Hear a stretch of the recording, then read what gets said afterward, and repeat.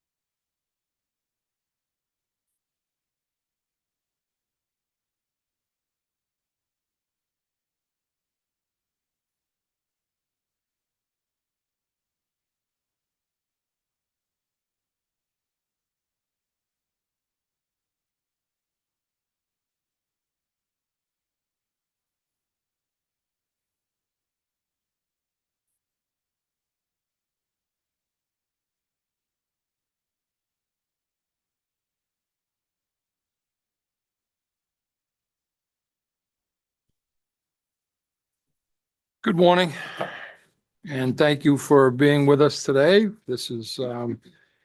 We have some public hearings before the Committee of Education and Cultural Affairs. My name is Joe Rafferty, and I'll be presiding over the public hearing today. And just as a reminder, we don't read this every day, but just occasionally. Purpose of the hearing is to invite testimony from members of the public regarding proposed legislation that is pending before this committee. Committee will hear testimony from persons present who wish to speak for, against, or neither for nor against the bills to be heard today. With leave of the chair, the committee members may ask questions of any person testifying today. Other questions are not permitted. Whether or not you testify, you may submit written testimony to the committee. Please be mindful that testimony is public and is available to all once it is presented. Persons testifying at the public hearing today are advised that the hearing is live streamed and may be seen and heard by persons watching online, and that a recording of the meeting will be archived. Just a reminder to everyone, particularly members of the committee, that you check to make sure your devices are in a silent mode. We ask folks that are going to speak as you come forward. There is a sheet to sign in on, please, and ask that you do so as you approach the rostrum. And other than that, I think we'll allow folks to introduce themselves. I'm going to start all the way down on the right this morning. We'll go right to left across the horseshoe, please. Representative Sargent. Good morning. My name is Holly Sargent, and I represent District 147, which is 2/3 of the town of York. Thank you. Good morning. Kim Hagan. I represent District 36, which is Hamden and Newburgh. Good morning, Sheila Lyman, District 76, which is Livermore Falls J and most of Livermore. I am Joe Rafferty. I represent Senate District 34 down in York County. Good morning. I'm Kelly Murphy. I represent House District 125, which is part of Scarborough. Jan Dodge, House District 39, Belfast, Northport, and Belmont. Welcome to education. Christina Mitchell. I represent Long Island, Shibig Island, and Cumberland. And just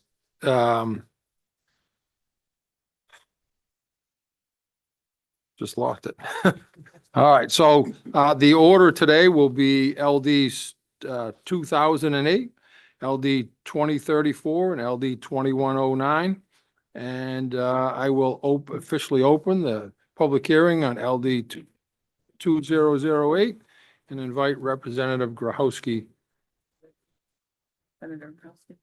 Senator Grochowski. We've had this thing, we blank on where, I don't know. I'm sorry. No worries. Thank you, Senator.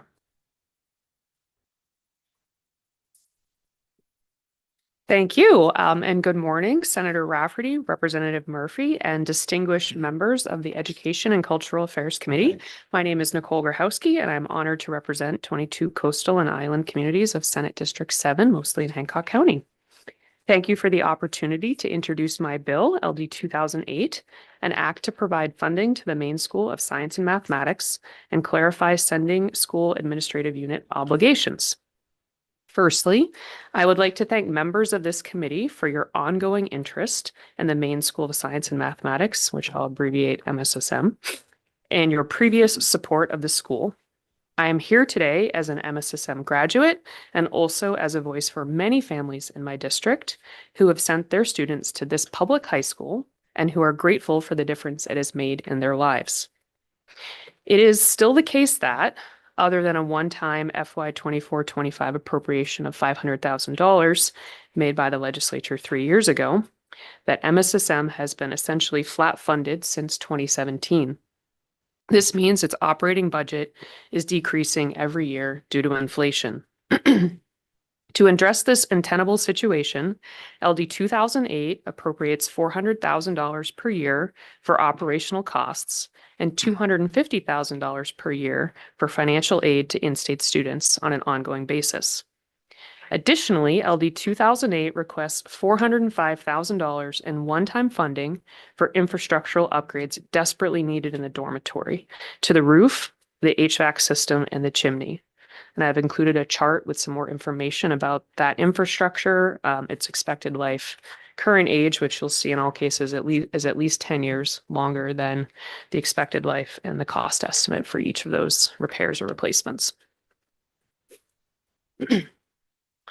Finally, LD 2008 includes language that Senator Bernard had introduced last year to require a sending school administrative unit, or SAU, that does not operate or contract with a secondary school to pay the cost of attending MSSM for students it sends, including room and board.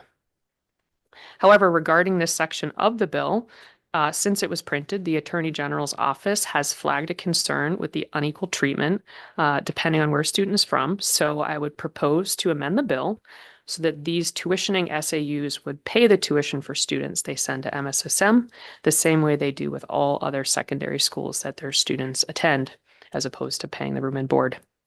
This would increase MSSM's revenue by only a small amount, but every bit helps. I think this legislation is very important because without an increase in funding, the school teeters on the brink of viability. We need to invest more in Maine's most unique and outstanding public high school, not less.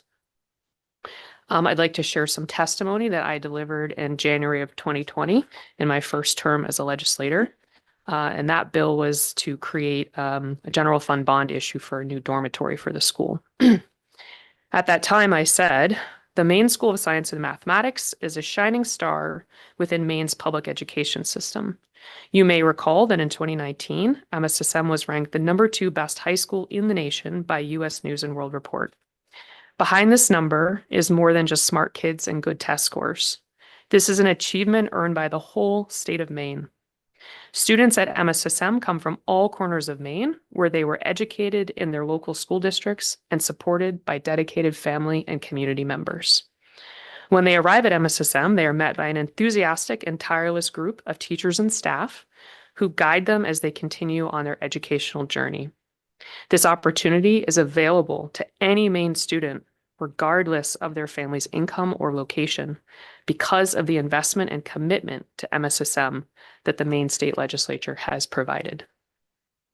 Fast forward from 2020 to where we are today in 2026, and unfortunately, ongoing funding declines have made it harder to keep excellent faculty and staff, and essential positions have been cut. Room and board is now $10,850, and while financial aid is available, sticker shock keeps a lot of families from even applying.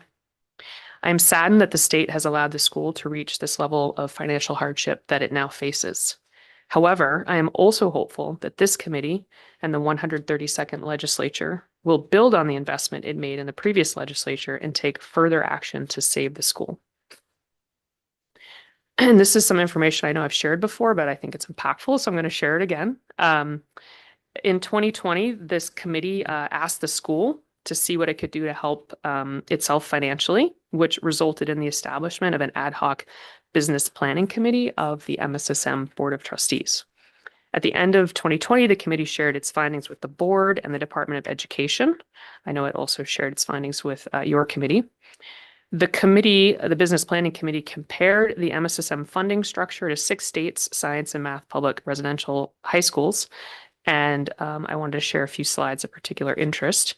The first shows that in 2020, when they did this research, Maine ranked lowest for the state share of the school budget at 68%, with Mississippi the second lowest at 75%, and North Carolina and Arkansas at 100%. Maine also charged families significantly more for room and board, which is now up to $10,850, as I mentioned. And you can see how they compare in that second chart. As you can see, most states charge nominal amounts, including $0 in North Carolina. The long and short of the Business Planning Committee effort is this: MSSM is an outlier when it comes to its school funding model. If we want it to stay in the same location and offer the excellent education it is known for, which by all accounts continues despite the dwindling funding, then the state does need to step up with resources. I attended MSSM in my junior and senior years of high school, seeking a rigorous education in math and science at a price my family could afford. I'll note room and board was less expensive back then. I found the curricular options and rigor to be beyond my imagination. I worked harder than I ever had needed to before, and I gained real knowledge and a new confidence in myself and what I could achieve. But I want you to know that there's more to life at MSSM than just academics. For me, this was the first time I was surrounded by a group of students that I really connected with. No one made fun of me for wanting to dig deeper into a tough topic. Instead, they would often join me. I competed in sports and played music in the band at the University of Maine Presque Isle. As members of the Key Club, my friends and I were reading mentors to young students in nearby schools. I was an officer in the Student Senate and set up the school's first recycling program. I mention all this to show the diversity of experiences that just one student can have at MSSM, well beyond just the excellent academic opportunities. When I graduated from MSSM, I left with skills to learn tough subjects and a solid academic base that made my transition to college seamless. I made lifelong friends who are contributing to this state and country in incredible ways. I cannot say where we would be today without having attended MSSM, but I am certain that it was an opportunity that changed our lives significantly and for the better. I am grateful that the state had the vision to create such an institution of excellence. I know that it was life-changing for so many of my peers who came from small, rural schools that lacked large enough student bodies to support the high-level courses available at MSSM. Now in its 31st year, the school needs our financial support to continue to help Maine students reach their full potential. Investing in these students and the school is an investment in our state's future. Thank you for your time and consideration of my testimony. I would be happy to answer any questions that I can. Thank you, Senator. Any questions from members of the committee at this time? Representative Hagan and Representative Lyman. Thank you. Good morning. Good morning. So I'm trying to familiarize myself with the school. It sounds amazing. But I have questions because of our financial difficulties we're facing in our state. We need to prioritize. That's my duty when I knock on those doors. The taxpayers are getting really scared. So I'm just, a couple things. The room and board that will be an amendment that's out. Yeah, so I just wanted to point out, and I did really reference specifically in the bill, but section 1 of the bill that clarifies how a sending unit would need to pay room and board.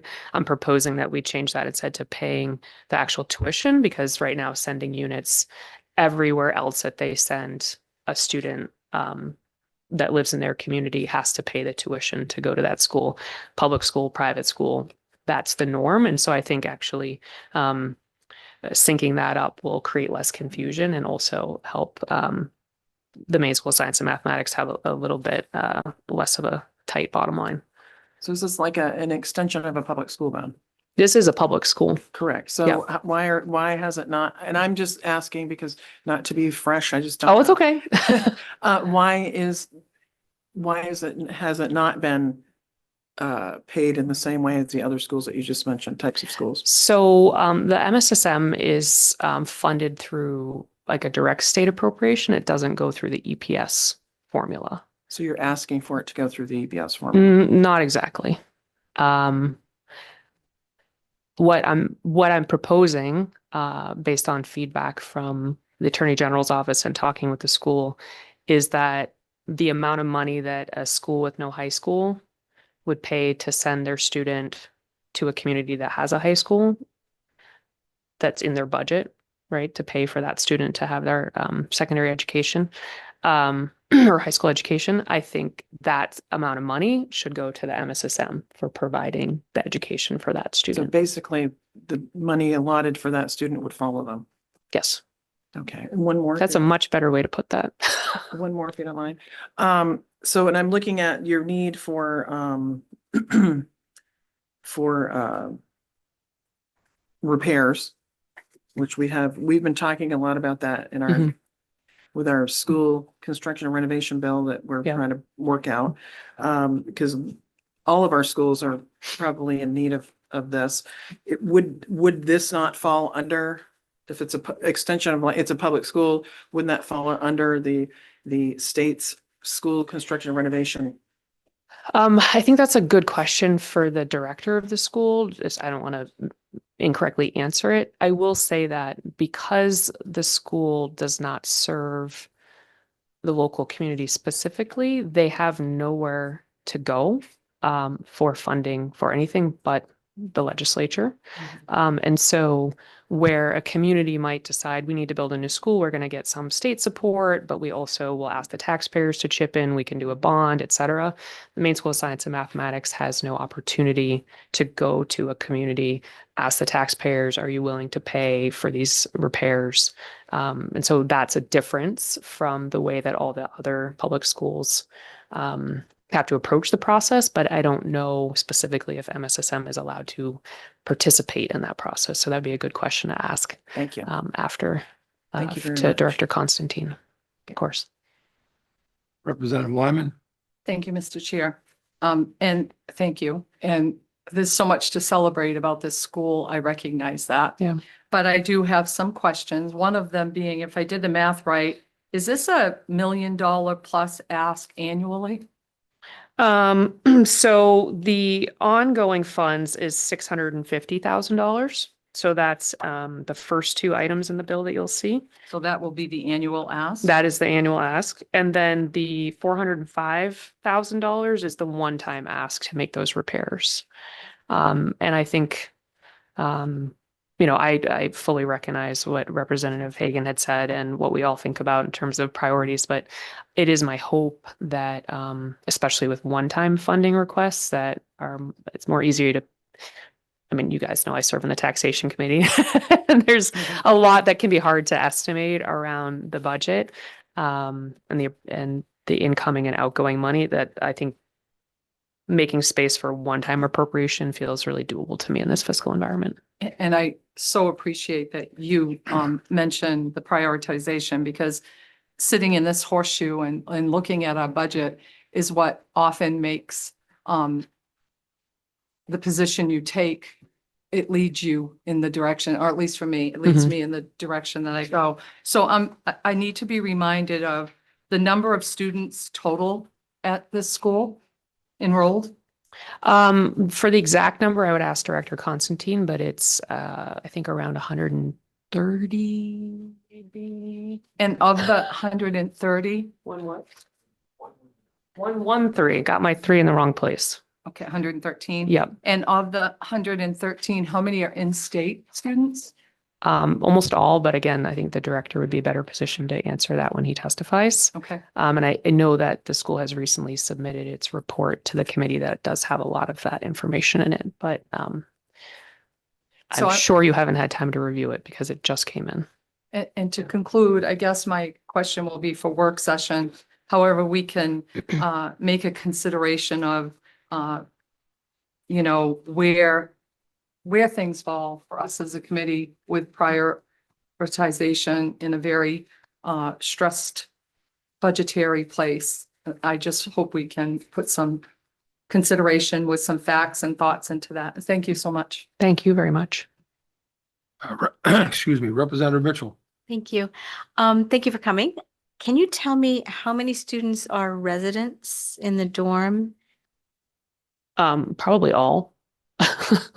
Thank The you. only people that wouldn't be residents is if somebody from Limestone or really nearby community wanted to commute. That did happen when I was in school, but again, the director would know the specifics for this day and age.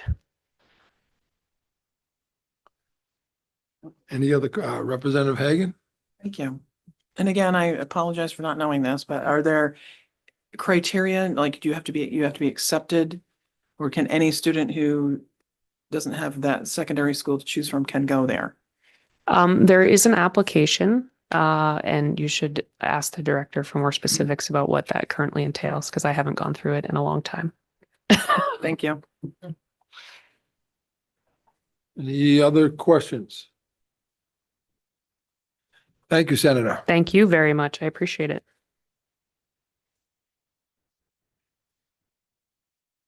Would anyone else like to speak in support of the legislation?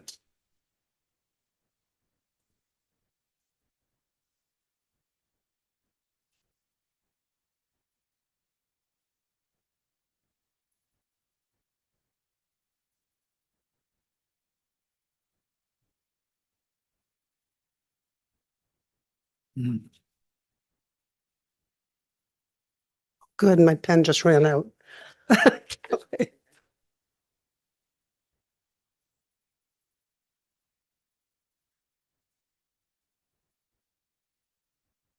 Thanks for being with us today. Thank you for having me.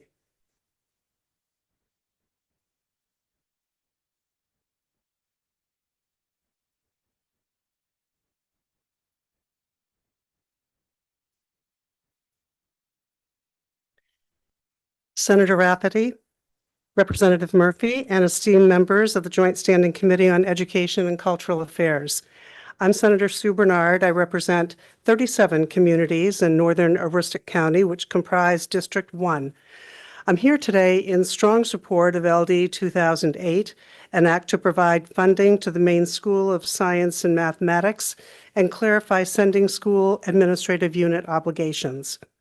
Since its inception in 1995, the Maine School of Science and Mathematics has provided an exemplary education to many students from across the state of Maine. Most recently, it ranked as the #1 best public high school, best public school teachers, and best college prep public school in Maine on the niche.com ratings. MSSM's faculty were also ranked #6 best nationwide by niche.com. MSSM's record of success draws students from all over our state for a unique educational experience and academic rigor. And I'd like to also say for the students who come to our school from other places in the state, it's a real eye-opener, and they most often say they've never been to that part of the state, so there's an automatic educational experience right there that I'm very happy and proud of. As a senator with a rural constituency, I understand the value that MSSM has, especially for towns without a high school or school district. Last year, we suggested amending LD 1011 to clarify the obligations the sending district has, but ultimately that did not end up happening. I mentioned that current statute, pardon me, does not clearly state what a sending school is responsible for regarding compensation for MSSM. The lack of clarity in statute has led to differences in how sending schools compensate the school. Sending districts, I should say, compensate the school. LD 2008 specifies this cost includes the amount of room and board. In their report to the legislature, MSSM notes that room and board costs are a significant factor keeping students in our state outside of the county and the southern Maine coast. Those are the two that have the largest enrollees, while and the others from enrolling. They simply won't do it because of the price tag. While MSSM has worked to solve this problem through allocating revenues from the state's general fund to financial aid, this model is unsustainable. Because the school has focused funds on financial aid, it has had to defer maintenance on projects. Now, many facilities must be renovated. The school is asking for funding from the state in addition to clarifying the obligations for sending districts to address this immediate need. Without these funds, the environment surrounding MSSM's success is at risk. One of these projects includes funding for the school's dormitory, the place where each student spends a lot of time living. I'm sure that we all have an experience seeing an under-maintained dormitory. Perhaps we lived in one in college, or our children have had to live in one. For most of these high schoolers, it is their first time away from home. I think funding necessary upgrades to dorm infrastructure is a good use of one-time funds to provide a better environment for studying. Finally, investing in the Maine School of Science and Math is an investment in the economy of the county. Okay, I'm being selfish. MSSM employs 38 people, contributes $445,000 in rent to Limestone, spends $100,000 annually with Aroostook vendors. Additionally, students of MSSM have contributed over 250 hours of service to the local community. For these reasons, I urge you to vote ought to pass And I thank you for your time and happy to take any questions. But if they're too detailed, I'm sure I'm going to turn them over to Director Constantine. Thank you, Senator. Questions, Representative Sargent. Thank you, Mr. Chair. Thank you for being here, Senator. I had the pleasure of visiting school. It's a long way from York. Yes, it is. In a year or so ago. Could you remind me, please, of what we are told that the funding has been baselined or held even since 2017? Can you remind me of how much that is that has been standard that you've been receiving from the state? You need a number? I'm Yeah. sorry, that's something that I'm sure Director Constantine has, and I don't know what that is. I'm sorry. Great. No, that's fine. And I guess the other piece is one of the things that we talked about with members of the leadership in the past has been trying to increase the amount of fundraising that was done basically by the board, by the school, et cetera, to add to the funding for the school in general. And I was just wondering if you could, or maybe Director Constantine can update us on how that is going, and therefore how much is already awarded in financial aid to help mitigate the cost of room and board already, to which this amount of money would be added. Mhm.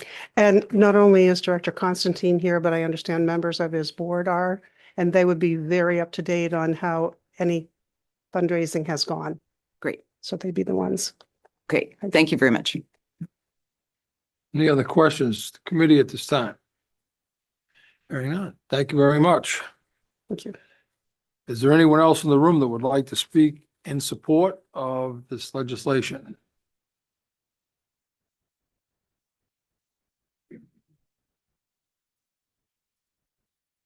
You might want that. Sorry.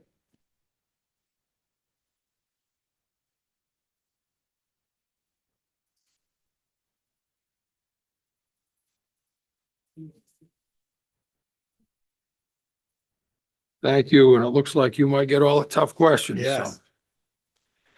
Good morning, Senator Rafferty, Representative Murphy, and the esteemed members of the Committee on Education and Cultural Affairs. My name is Rob Constantine, and I am pleased to be the current Executive Director of the Maine School of Science and Mathematics.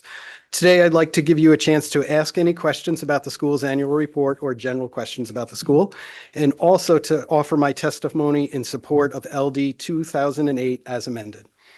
LD 2008 addresses three ongoing challenges at the school: a lack of clarity around responsibilities of full school choice districts, a funding model that has resulted in static operating funding for 9 years, and deferred maintenance of state facilities as a result of that flat funding. The current statute lays out expectations of full choice sending school districts for just about every case they could face except MSSM.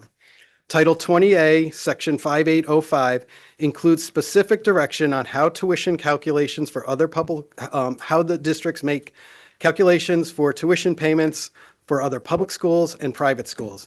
It actually specifically mentions MSSM and then has nothing about how that calculation comes out. While some districts do decide to pay towards the cost of attending MSSM, others pay nothing. The lack of clarity ultimately creates unnecessary concern and stress for Maine families. Anecdotally, we had a family this admission cycle that came late after we administered financial aid. Were told by their district that they wouldn't pay. The family was going to withdraw their student, and the district said they would pay. So directly impacts the experience of families of wonderful students that should be at the school.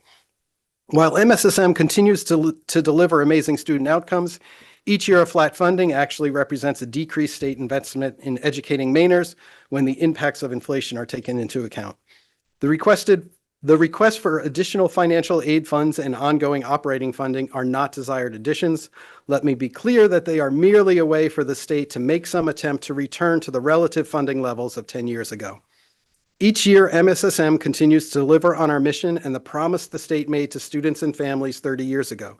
But each year it becomes harder and harder to deliver on that promise as our operating funds stretch further and further. eliminating positions, raising room and board, reducing classroom supply budgets, and other drastic measures. As is often the case when budgets are stretched, MSSM has focused on our students and made the difficult decision to defer maintenance on facilities. While you shouldn't worry about what keeps me up at night, you should be concerned that state facilities are well beyond their expected lifespan, creating significant risk of loss and placing strain on already stretched budgets to repair and maintain those facilities each year. Thank you for your work and hearing my testimony today and bringing me down to the big city. I hope that you will move LD 2008 forward, and even more importantly, I hope that you will encourage your colleagues to fully fund this bill. Unlike other schools that can turn to their local tax base, MSSM has only you to turn to. Happy to answer any questions anyone might have, and I tried to jot down the questions that came up already, so. Yes, Representative Mitchell. Thank you. Thank you for coming. I was going to ask the senator, she mentioned the rent, but I figured you'd be the answer guy, so.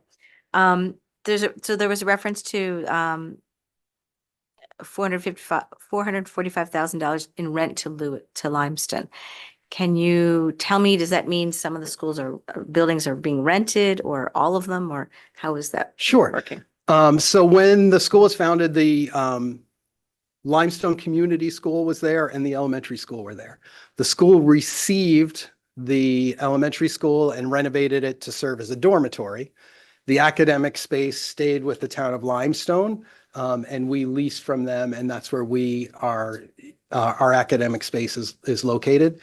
So it's a large building that served enough the population when the base was there, and then when the base disappeared, it was pretty much empty. They could house everything from K through 12 in the same building that had housed just the high school prior. So we use one half of it.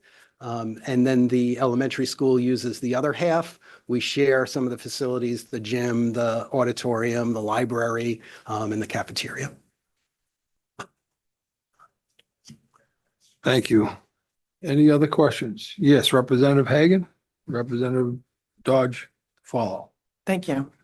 I guess I'll ask the question, that I'm curious about the criteria in the application process. So students do apply. They complete a written application that includes an essay from them. They submit their transcripts, recommendations from current teachers, recommendation from parents, or the parents write a letter for why the student should be there. And then we administer a test, but we also look at NWEA scores. So we've started doing that a couple of years ago. We piloted a small group of students. We've traditionally administered our own admissions test, but that creates an access issue we've recognized. Not everybody can get to Limestone to take it. We can't be in places to administer that. So sometimes it was difficult for students to complete that step of the process. So we looked at our successful students and where they were testing on the state test that's already being administered. And it seemed to translate well. We did the pilot program. It worked. So we've mostly been using the state testing scores as the academic qualification part of our application. Yeah, that's pretty much the course that they go through. So pretty much, just to make sure I'm understanding, so mostly test scores. Yeah, we put a lot of work on the recommendations from schools, and part of what we've been now doing with other districts that we're working with that are looking at ways to get our students there by using the NWEA scores. They can identify students that are appropriate for a school like MSSM earlier, because those are administered all the way through. So when we were doing just our test, the student might get to 8th grade and take the test and demonstrate, oh, they could potentially be here, but they weren't at the place where our curriculum starts because most schools don't have access to that. But by identifying students earlier, a gifted and talented coordinator in a school district can take a 6th grader and say like, wow, where you're testing puts you on track that this might be a place that you should consider. So let's make sure we put those things in place so that it is an option for you when you get to 8th grade and are looking at your 9th grade chances. So that's the other benefit of moving away from just our internal piece into a what's already administered to every student in the state. Okay, maybe just one follow-up. Sure. Thank you. So is it, once a student has been accepted, are there criteria for them to remain? I mean, are you expecting a certain grade point average? Certain behavioral level of behavioral performance or citizenship or however you describe it? All of the above. Okay. So we do have academic standards. They're not, we don't have a specific grade point average. We look at passing. So students that fail 2 classes are dismissed from the school. They can appeal that process. But, you know, from the dismissal is not a punitive response to failure. It's that failure becomes a point of data that suggests maybe this is not the appropriate place for that student to be successful. And that's our goal, is for every student to find a place where they're successful and happy. And for that student that's struggling with what we do, that might be not what their interest is. Even if they have the capacity, it might not be their interest. And that's a point of data that gives them a place to go, to look to a place where they can be happy. We certainly have dorm expectations. We have a community handbook up online that outlines what our expectations are in the dorm. And students that are demonstrating real struggles to live in community and safely abide independently in a dorm setting can be dismissed from the school as well. Thank you. Sure. I have Representative Dodge, followed by Representative Sargent and Lyman. Thank you, Mr. Chair. Thank you for being here. I recently heard something on the news about a group of your students who presented in some fashion at the national level. Can you tell us just briefly about what that was, please, to remind me? Certainly. I'm always happy to share stories about the success of our students. And I'm going to actually try to watch this. I'm going to try to answer some questions in there. Of our 113 students, of which 112 are Maine residents, so 1 is an out-of-state student, all of whom live on our boarding campus, 100% boarding campus. 2 of those Maine residents in January attended the American Physics Association's Educator Conference in Nevada, and they presented to a group of college professors that are teaching education, you know, physics teaching was their area, and graduate students who are working in that area on research that they had done in the classroom. And the teacher gave a presentation and the students did a poster presentation on their own that was there. They got wonderful questions from some people asking like, so how did you do this? Can we do this in our class? Asking our students how they could bring that education into other classrooms across the country because they were so amazed at the level that we were doing there. And again, the presentations were from professors at colleges. They were from graduate students at colleges talking about that. And then a couple of MSSM students talking about what they had done. And it was a couple of years ago in a J-term project, the students built a spectrophotometer. And through that process, they've been working with that they build, which is a pretty sophisticated piece of equipment to build. Normally you get it as a box and you put the sample in and you get the results out the other end and you go, yay. They figured out what was happening inside the box and actually built what's going on in there. And then they've been using that now to carry out their experiments. Instead of using the box, they're using their piece of equipment. And so it's continued to be utilized in the class. And that's what they were talking about. The one was on the original project and another one is using it independently for a different project. So they were presenting on how they're using that in there. Thank you very much. And thank Sure. you for all that you do for our students in Maine. There's a lot of people that do that. There's a great group of people up in Limestone that are really committed to our students. Thank you. I have Representative Sargent, followed by Representative Lyman. Hello, Director. Nice to see you again. Yes, I will pose the same questions I did to the senator, just reminding us, but I'll add another one in at the beginning. What is the top level capacity You now have 113 students. I'd love to hear a little bit about the trend in terms of those numbers, but also what's the cap? Great. So in the annual report, I think I have maybe back to 2018 or 2019. The trend has gone like this, and now it's going back like this. So we were operating around 130, 135 students. That's pretty much when we go through and count the beds, that's pretty much our capacity. Sometimes schools are tempted to think of kids as jello, so you can always fit another one in a room. But that often doesn't result in the best living experience for those students, which can create attrition issues. So when we go through and count the beds, we're looking at capacity probably being somewhere around 130 to 135 students. And what is currently the baseline funding that you get from the state that has remained even since 2017? 3615437. It's easy to remember a number when it's the same every I'm year. sorry, 15437. Okay. And so what this bill would do is to add 400,000 to that base level, and it would be ongoing. Yes, That's and actually we pull out of our appropriation now what money we have for financial aid. So the way the statute's written, it says that, we get our appropriation. It says that it's free to Maine residents, tuition and room and board. But if there's not enough money, the board can determine a room and board cost. There is not enough money there, so they set a room and board cost every year. We use a portion, like the actual costs of our residential life program when we do the calculations, all of the pieces that exist only because we have students residing there, runs about 13.2 to 13.5. It's somewhere in there.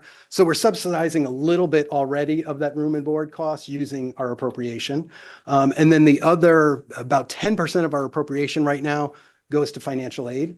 So it just comes out of the general appropriation. The statute sounds sort of like families apply for financial aid, and if they don't have it, the state will provide that.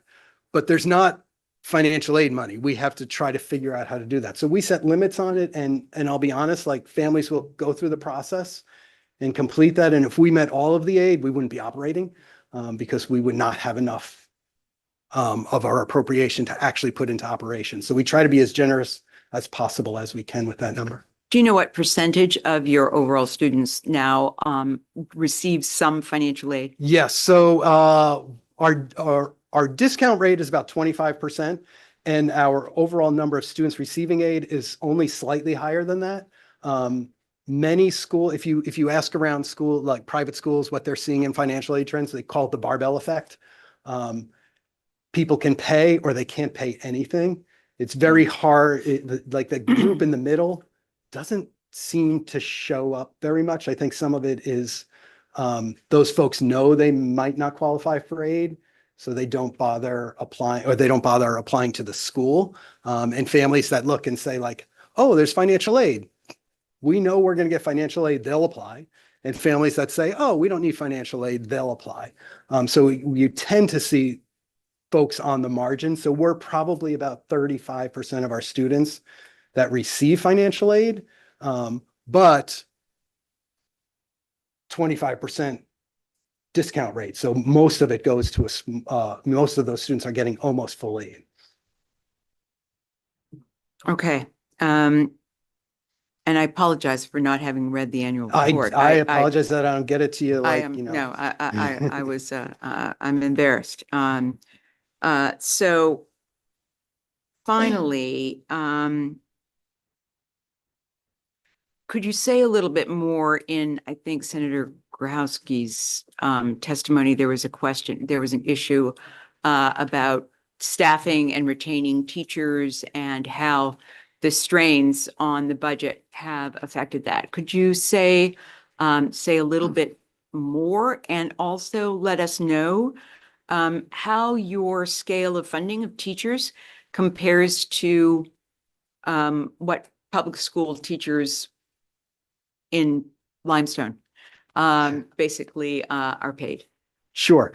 So the biggest way that the operation that our static funding has impacted us is, like the biggest piece of running a school is the human resources cost. That's 70%, 65% of our budget is what we spend on people.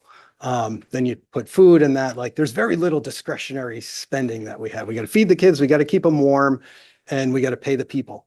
There goes our budget. And because the only large number is people, when we get static funding and the rent's going to go up, we can't change that. Cost of oil is going to go up, we can't change that. The cost of food, we've moved from beef to turkey, but it still goes up and we can't change that. The only thing we can change is the number of people that we have employed. So each year when we go through our budget cycle, every budget cycle that I've gone through, in fact, the first year when I came on, we already had improved budget, but realized it was not, it was based on an inaccurate projected number of students. We had to make cuts in the first, before I even, in what wasn't even my budget, we had to start by making cuts to the number of people that we have. But the FTEs when I began was almost 45, and we're down to about 36 now. So each year there's 2 or 3 FTEs that we eliminate. Our focus with those is on administrative positions and support positions so that the direct student experience, their education, we try our best to, we don't eliminate teacher positions, so we've cut everywhere else. I know I asked my senior leadership team they have, if we gave them the titles for the roles that they've had to fill as we've eliminated positions, they'd all it would be like a page-long title. I'm the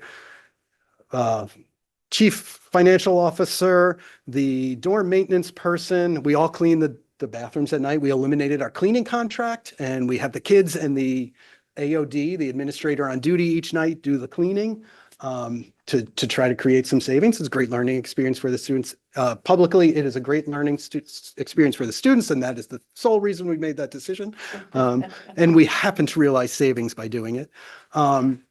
So there's lots of ways that we're asking more and more of people as we eliminate those positions, because we can't eliminate the responsibilities or the duties of those roles. It's just the number of people that are doing them. Sorry, one more. I promise, just one more. One more, this is it. Sorry. You asked about teacher salaries. We traditionally were exceeding teacher salaries. As we've been through several years of pretty high inflationary pieces and teachers have renegotiated contracts during that, salaries have caught up. And right now, our benchmark that I present to the board, this is where we want to be, is actually about 85 to 90% of the median for public school teachers in the state at the experience level that we have. So that's sort of where we're doing. So we were above the median, and now we're sort of shooting to be just a little below the median. Thank you, Mr. Chair. Thank This you for- includes the next 2 hearings. Go ahead. One of the things this committee has heard recently is a lot of information about early college programs and also opportunities for our students and trying to optimize wherever they are to be able to plug into online resources. Can you say a little bit about, for example, how many of your students partake of early college and how that affects the needs in the classroom? Sure. So we, because the level of our curriculum is pretty high, a lot of our classes can qualify for dual enrollment, a lot more than in traditional public school settings. I think last year, that's in the report, we had about 1,200 credits that were awarded through the early college program. We graduated last year 11 students that also, while receiving their MSSM diploma, received an associate's degree through the University of Maine at Presque Isle. So it's a pretty robust enrollment piece. And again, it's because for us, we don't have to create extra experiences to get those college credits, so we can do that. I will say that with the change in the number of credits available to students, we have seen a decrease because there is a cost now to them. Before, they could get 12 credits annually. So by the course of your fourth year, you could have 48 credits. You needed 60 for your diploma. It was fairly easy for them to get to that point. With it being 18 credits lifetime, there's a much larger gap between those two pieces. Through its accreditation process, the University of Maine system has also received some more stringent guidelines on administering the early college program. That's placing more expectations on the schools that are administering dual enrollment classes. And for us, that's a little bit of a challenge because we have a unique group of students, and our current partner in the early college process is the University of Maine at Presque Isle, and they serve a very different student body from us. So as their requirement becomes to narrow the difference between what's happening in these different experiences, we find sometimes that our curriculum suffers as we look to do that. So we emphasize it less. We create a college experience regardless of whether it's college credit, because sometimes the college credit is not necessarily the college experience that our students deserve. So we're exploring that. We want to make sure that our students are making decisions based on being at a school for STEM passionate, super engaged, and academically talented students, which does sometimes the college curriculum piece. If it's just about getting college credits, there's not a great match there. So it's great that many students do complete that. What we want to make sure is that it's not harming our delivery on our mission to just become a place that's administering that. Very little online. We believe that part of the value of MSSM is that instead of taking some of these advanced courses remotely, students, they have a place where they can take that in person and work directly with a teacher in doing that, which we think fosters better learning. Yep. I know we have a couple other questions, but before I forget, we've had some folks join us since we started. I want to give them an opportunity to introduce themselves, and they may have some questions as we move forward as well. So I think Representative Brennan, Representative Bagshaw, Senator Libby, and Representative Carlo have joined us since we started, so. we'll take a Thank you, moment. Senator Rafferty. Good morning. My name's Michael Brennan. I represent District 115, which is part of Portland. This is Representative Barbara Bagshaw from Wyndham, and I have my hand up too. I'd love to ask a question when you get a chance, in case you didn't see me. All right, I will thank you. get that on the list. Thank you. And Nathan Carlo from Buxton. Thanks for being here today. Senator. Hi, I'm James Libby. I represent Senate District 22 and I reside in Standish. Thank you, folks. So back to questions. It was Representative Lyman, Representative Hagan, and then Representative Bagshaw. Thank you, Mr. Chair. And since we so exceed our question and one follow-up in listening, I have just a few. One of them, I want to clarify. I heard Representative Sargent say that the baseline was 400,000, but I thought I asked that earlier and that it was an annual 600,000. Is that correct? Yes. So it's 600. Yes, because the financial aid piece is part of the regular appropriation. While it's broken out what we would do with it, it would be a $650,000 ongoing operating. Thank you. Yep. And I also, Representative Sargent, I was waiting for you to follow up on this one, brought up the fundraising that we discussed, I think it was last year. And I'm just curious, like, what efforts and opportunities have you, found has worked for MSSM in regards to fundraising to help with budgetary needs? I appreciate that the current director of the foundation has come today, so I will let them answer that more specifically. I don't want to steal their thunder, but I will say we've made strides in that. And I know in the last 3 years that I've been here, that has been a question, and it is part of our statute that we should be raising funds to support the student experience and to support that financial aid piece. There are some specific programs in place now that are supporting those. And I'm going to share a number, so you can share it again later. We have grown philanthropy pretty significantly over the last couple of years to right now, 2% of our operating budget is coming in through those private funds. So while we're asking for more, there is more being contributed to help with private dollars coming in to help offset some of those costs too. And there is a figure attached to that we will get later? Yes. Okay. And then finally, my questions conclude with, I'm curious when we had the conversation of criteria, and I did get a little sense of where you may fall with that, but are you weighting that criteria at all? When you consider the NUIA scores, when you consider the recommendations, when you consider, is there any weights on those? Yeah, recommendations are really important for us.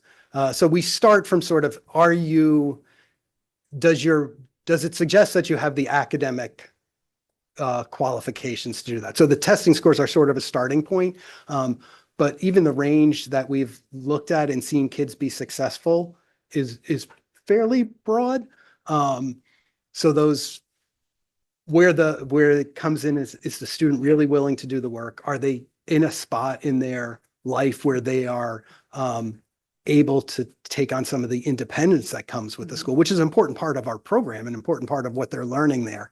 So those recommendations are weighed really heavily in there. So I guess what I'm asking, only because I've been involved in the GT work in our district in the past, do you have when I say weighted, do you have a formula that you use in that criteria? No. No, okay. Fortunately, we remain a small school. A lot of what we do for our students is based on individual needs. We are able to meet our students where they are because of our size. I know a lot of schools would love to be able to do that, but they're just not able to. So that is a wonderful fortune that we have. I know when we talk with the Department of Education a lot, they'll talk about special education. This is our department federal audit year. We're in this year's cohort for our special education, but we actually don't have any students that have IEPs. So we don't have any students that get special education because we can administer a lot of tier 1 supports. We know our students well enough to understand what their needs are. And we administer a lot of tier 1 supports, which all students can access, that prevents, or it doesn't prevent, but doesn't create the need for our students to only get supports when they raise to that tier 3 level. And that goes through our admission process too. You test here, but the recommendation says this, and your interview went this way.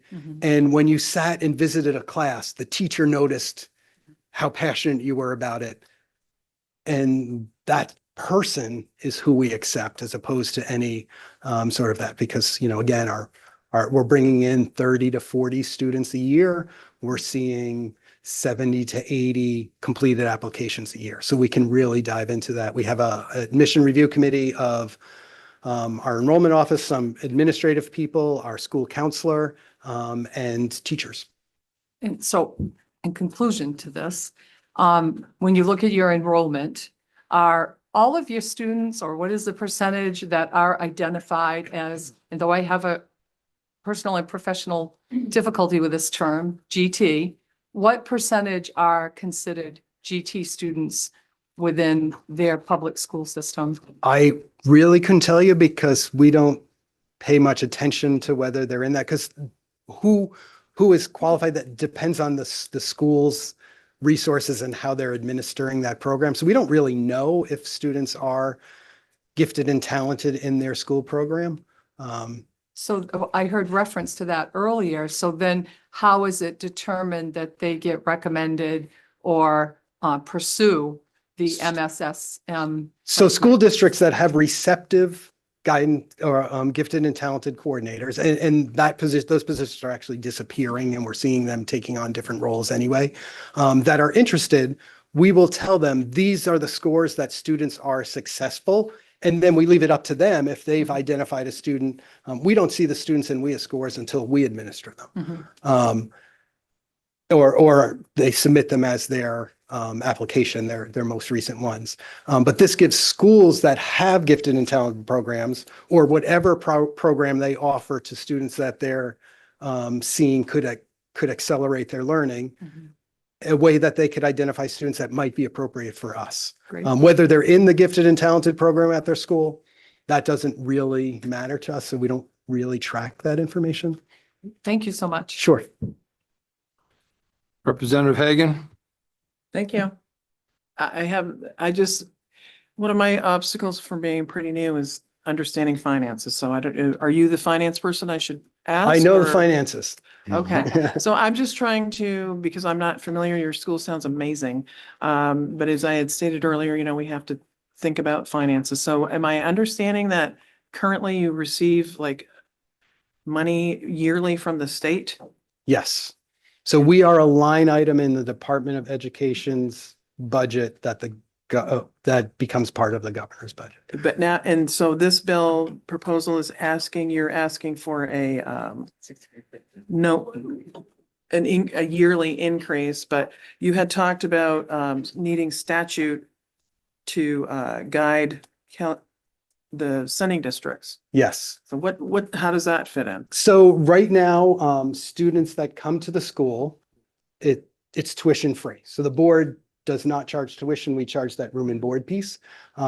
So schools that send students under the guidance right now for if you operate a high school, so there's only 48 schools that fall in that would be impacted by this change in statute.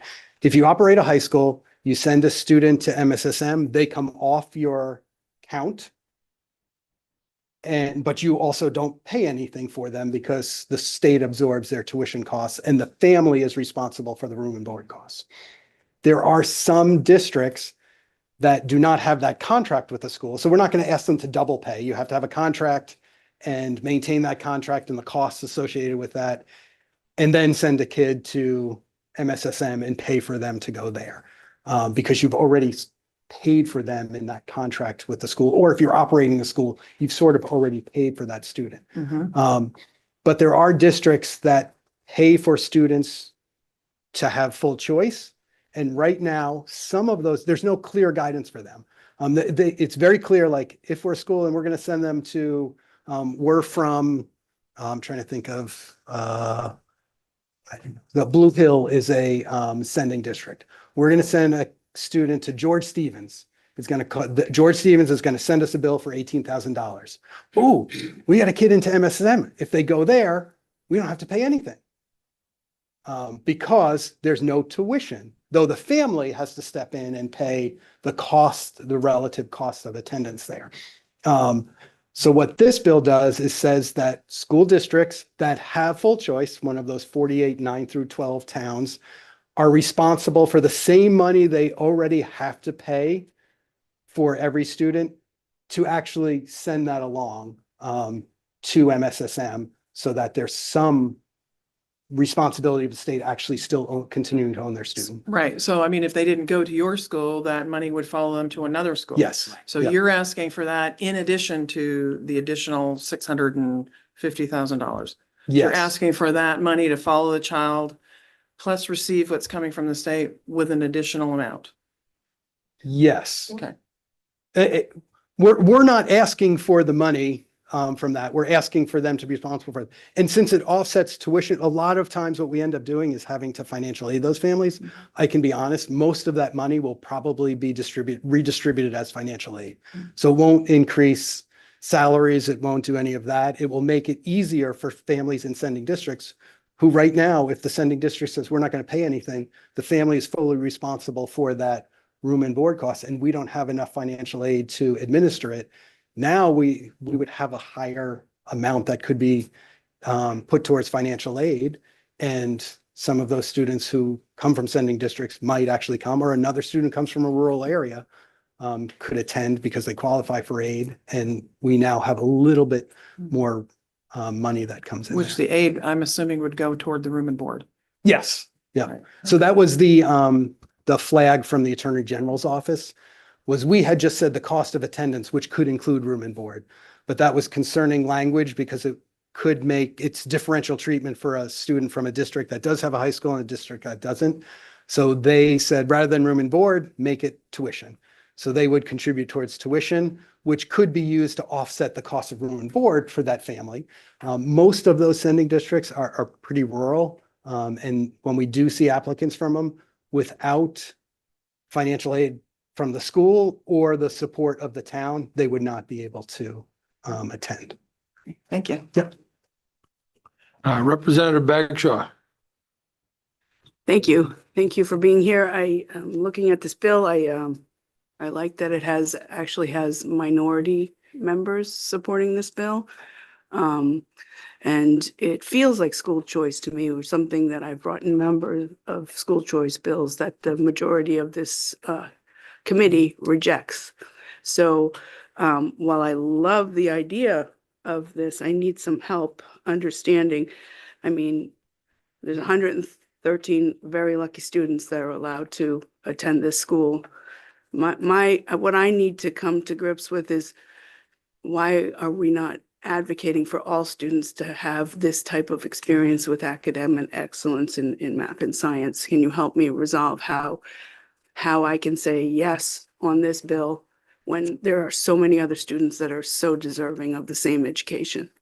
I wish that we were funded at a level that we were free to every student, as the statute again says, that we are free of tuition and free of room and board to Maine families unless there isn't enough appropriation to cover those costs. So I would love that it was free and we could reach out to any student that wanted to come without any obligation. We look at our geographic distribution, and I will be honest that some of that geographic distribution is the fact that we can't award whatever aid, as much aid as would be required, and therefore some families that can pay end up there over students that can't pay. Not our choice. We offer admission to both, but we can't cover the need of one. So that impacts that. We're not trying to get into the school choice argument. We're just trying to provide guidance to towns that already have that as an option under the law because they do not operate a high school or contract with a high school. So if they have an arrangement already, what the legislature set up originally was this is the arrangement. That's what we are holding to. We're just trying to provide guidance to those schools.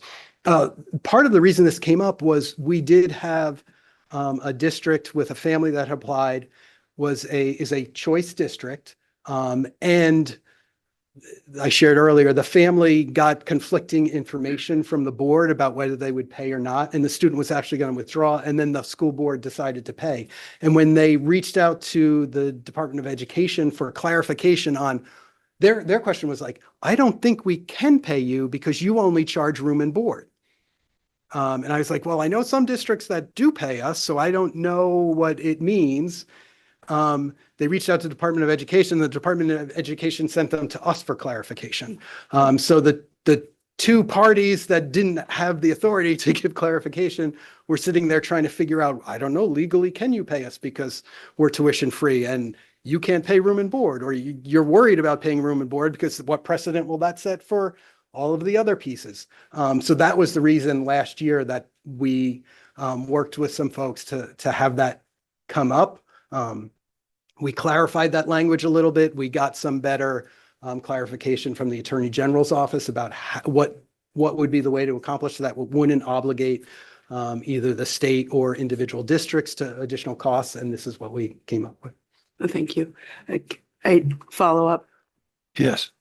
Not necessarily for you. I don't see anybody from the Department of Education here, but I imagine they're listening. But before the work session, if the department could help me understand how this is fair and equitable, that we have choice for some and not for others, and just some more clarification on that. Because as I said, I think this looks like a wonderful program, and I would love to see it available to all students. Thank you. Thanks. Thank you. I have Representative Brennan. Thank you, Senator Rafferty. Ms. Costine, good to see you today. Yeah. Thank you for being here. And like Representative Dodge, I haven't had a chance to read the annual report, but it definitely is on my list. So I kind of have a three-part question. The first one mentioned a number of times that funding has been static for the last 9 years. Although, and you and I have had this conversation before, you've had almost a third drop in student population. So while it might sound like it's been static, there's also been potential reduction in operating costs and everything else. But my question is that over that period of time, 9 years, the governor and the Department of Education, the commissioner, are responsible for putting together a budget and your line item budget. Why have they not recommended an increase? I will not make any assumptions into the decisions that the department administers. I will share, I've heard that in the past, we did not follow the proper process for those increases. So we identified that, corrected that. We submitted our budget to before the last biennial budget. We did submit our budget proposal to the Department of Education. I met with a few folks there. We went through our proposal line by line, explained what we were looking to increase, what we were hoping to do with those increases. And when the budget came out, they indicated that they were unable to provide additional funds. So there. just as a follow-up to that, the 400,000 for admin, is that tied to anything? I will be honest, it's probably more of a placeholder than specific things. I can look at, we've eliminated approximately 8 positions. I can say that partly because of decline in enrollment and partly because of just looking at efficiencies. We probably don't need to hire back 8 people, but a person is, by the time you get through the employee benefit costs and all of those, a person's going to cost you $60,000, $80,000. The teachers that we're bringing in, many have PhDs. We are short 1 science position, which we've sort of been for a while. That person would probably be closer to $100,000 all in. So if you look at that, it's going to go into restoring some of the capacity we've lost. And lastly, thank you. 2 or 3 years ago, there was a report done by a board committee for the Maine School of Math and Science and had a lot of recommendations about co-location to Colby College, Presque Isle, University of Maine, Augusta. Have those discussions now been set aside and are no longer part of the plan moving forward for the school? Yes, at this point, the Board of Trustees, and there are a few Board of Trustees members here, you can certainly follow up that question with them as well. But in those governance conversations, there is no conversation or there's nothing about relocating the school at this point. And thank you. That's a great tie. Thank you. Is that a Jerry Garcia? It is. I knew it.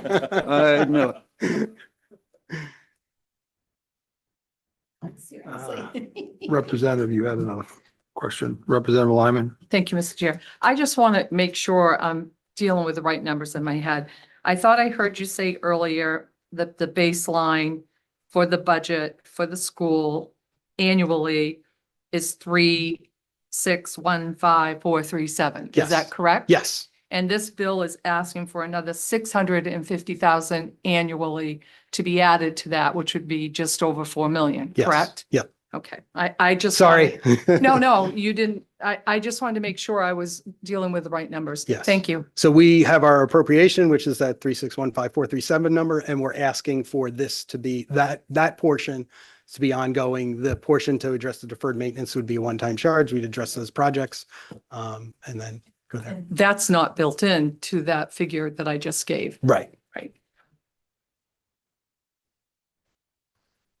I think we are good in terms of questions. Also missed someone today. Anyone? All right, thanks very much. Thank you, everyone. And I know you alluded to, there are others in the room that would like to speak in support.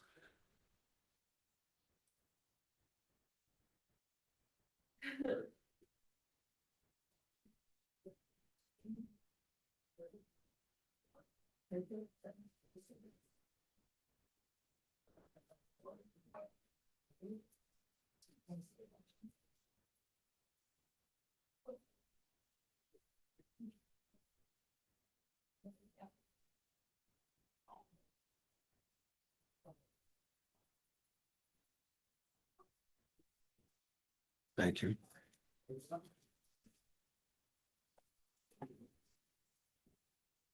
Okay. Good morning, Representative Murphy, Senator Rafferty, and distinguished members of the Joint Standing Committee on Education and Cultural Affairs. My name is Trey Cox. I'm a public defender from Portland, Maine, and I'm proud to serve as your appointed alumni representative to the Maine School of Science and Mathematics Board of Trustees, where I chair Governance Committee. MSSM changed my life for the better, and I'd love to tell you all about my time at MSSM. But unfortunately, I don't come to you today as an alumni, but as someone appointed by this body with a fiduciary duty to this school. As a fiduciary, I want my message to be clear. The current funding model of MSSM is inadequate for the school to deliver on the mission that this body has charged it with. In 2016, as you know, we were ranked the second best school in the country. Since then, we've faced flat funding for our operational budget. In a normal environment, 1 year of flat funding is a step backward for any institution. But in the past decade of flat funding, we've seen 8 full-time employees drop from the school. And this step backwards has been exacerbated year after year. The board appreciates the dedication of the staff who've seen minimal salary increases since this began, with raises often tracking below yearly inflation.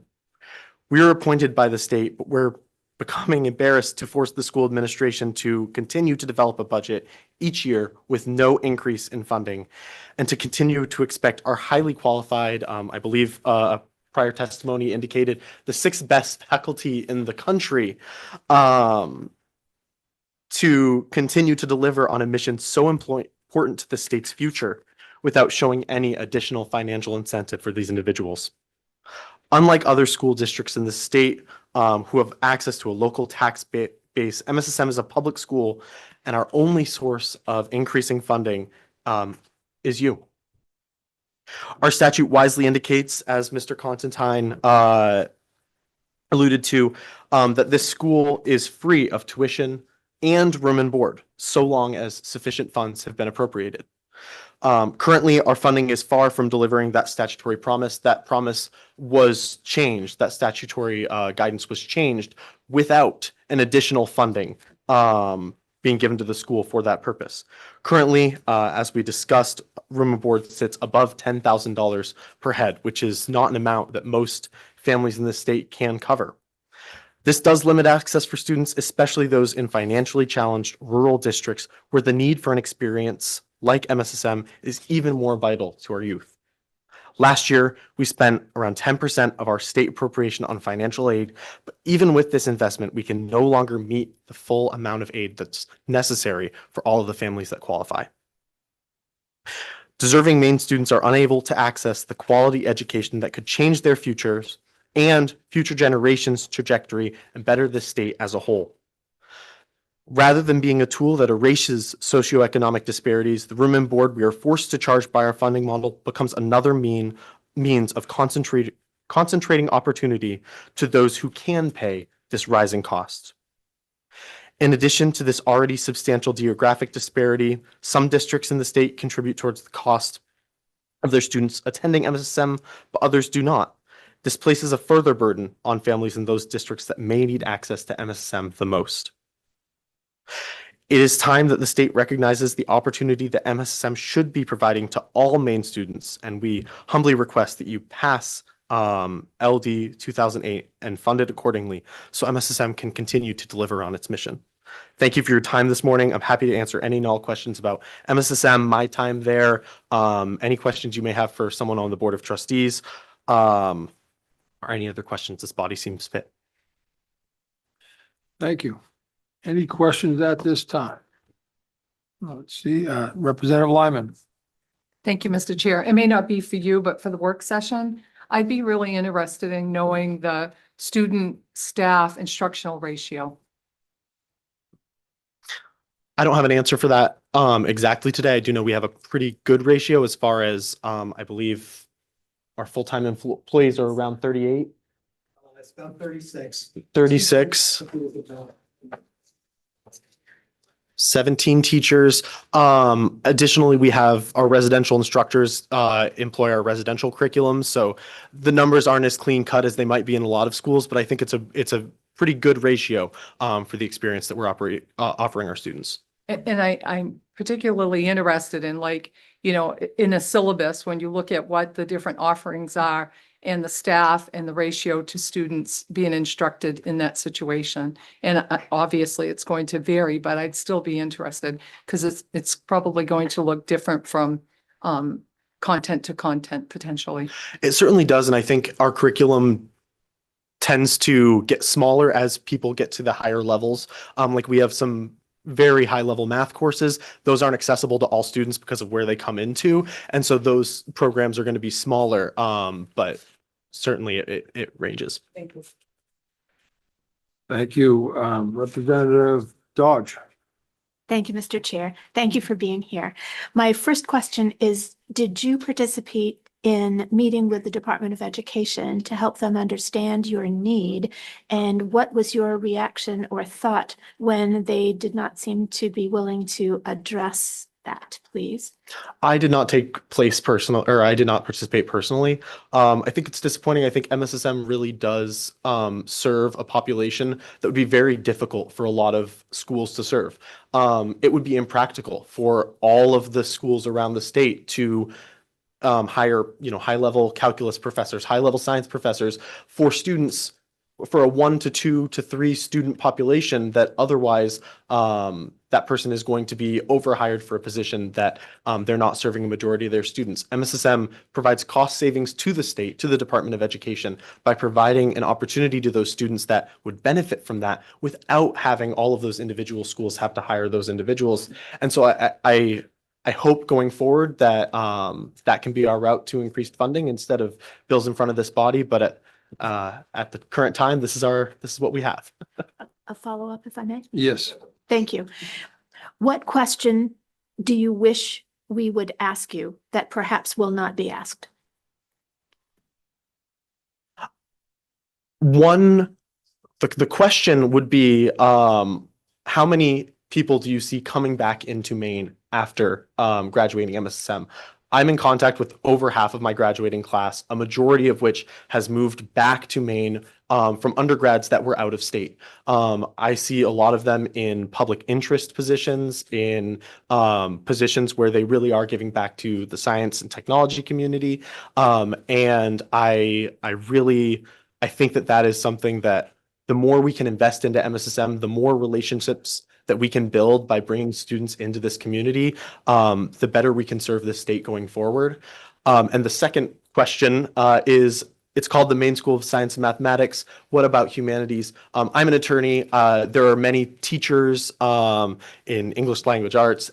I think MSSM, despite the name, does provide a holistic education in all fields. And certainly we draw a lot of specific attention and specific students for science and mathematics, but there are a lot of high achievers in every aspect of high school education that are drawn to our institution. Thank you so very much. Yeah. Thank you. Do you remember what you said to me a little while ago? Go ahead. No follow-up. Thank you, Mr. Chair. For the work session, if we might have, I would like to see the academic measures that are referenced on page 5 and 6 of the annual report. If we could actually have those academic measures reflected to, for example, 2016, when we were rated as the second best high school in the country. I just would like, we all know that scores have changed across public education during that time. I would like to just see what has happened with these academic measures for the school in this 10-year period. Thank you. Yes, and I'd just like to say, I think for a period of time, we weren't participating in, and Rob, correct me if I'm wrong, in all of the standardized testing done in the state. We are now participating in more of that testing. I believe we're asked to stop and then we're asked to start again. So I don't know that we have all of those measures going all the way back, but absolutely Director Constantine will be on that for the work session. Great. Thank you. Any others? Thanks very Thank you. much. Thank you very much for being with us.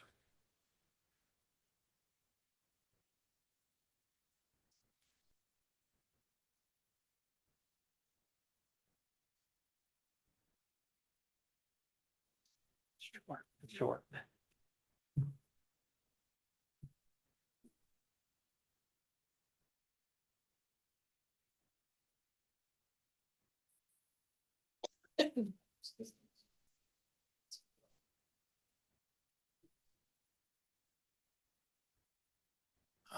Senator Rafferty, Representative Murphy, and other esteemed members of the Education and Cultural Affairs Committee.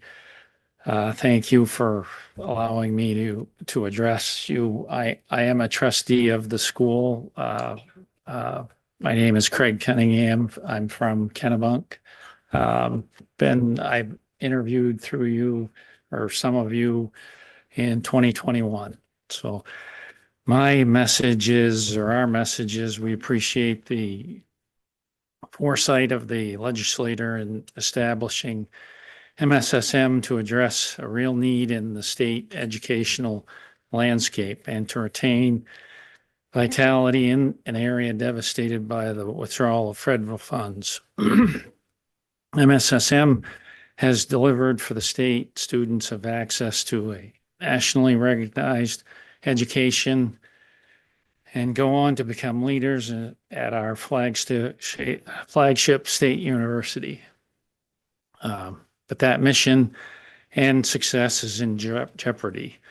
With flat funding, the school has needed to drastically decrease staffing. Support staff are virtually non-existent. Residential program staffing is significantly lower. To ensure success in this residential student experience, the school has had to decimate auxiliary program staffing, dramatically decrease the number of young people benefiting from our amazing state resource. We ask much but give little. While I remain amazed each year at the outcomes of the school and what it achieves with limited resources we provide, it has been years since we've asked for responsible frugality, and we are now forcing dedicated folks on campus to make decisions that are unreasonable and actually create potential risk for the state. I did want to speak a little bit about the trickle effect that MSSM has that might help. Actually, MSSM last year, jump in if I say anything wrong, built a pretty neat piece of equipment with another high school where MSSM programmed it, the other high school built it. Those are the kinds of things that I think when you're considering this, that you kind of dive into. The other question or answer is the Deputy Commissioner of Education is also on the board, our board. Any questions? Anyone else? Thanks very much. Thanks. Thank you for your patience waiting as well. I appreciate your patience too. Is there anyone else in the room that would like to speak in support?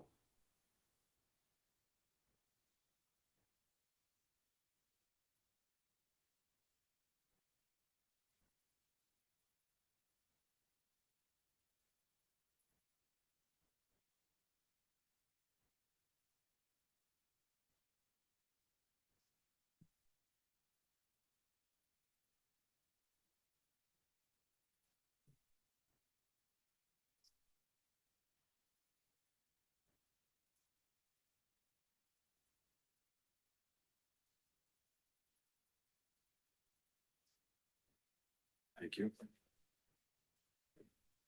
Senator Rafferty, Representative Murphy, and distinguished members of the Education and Cultural Affairs Committee. My name is Deborah McGann, and I live in Presque Isle. I'm here to testify in support of LD 2008, an act to provide funding to the Maine School of Science and Mathematics and clarify sending school administrative unit obligations.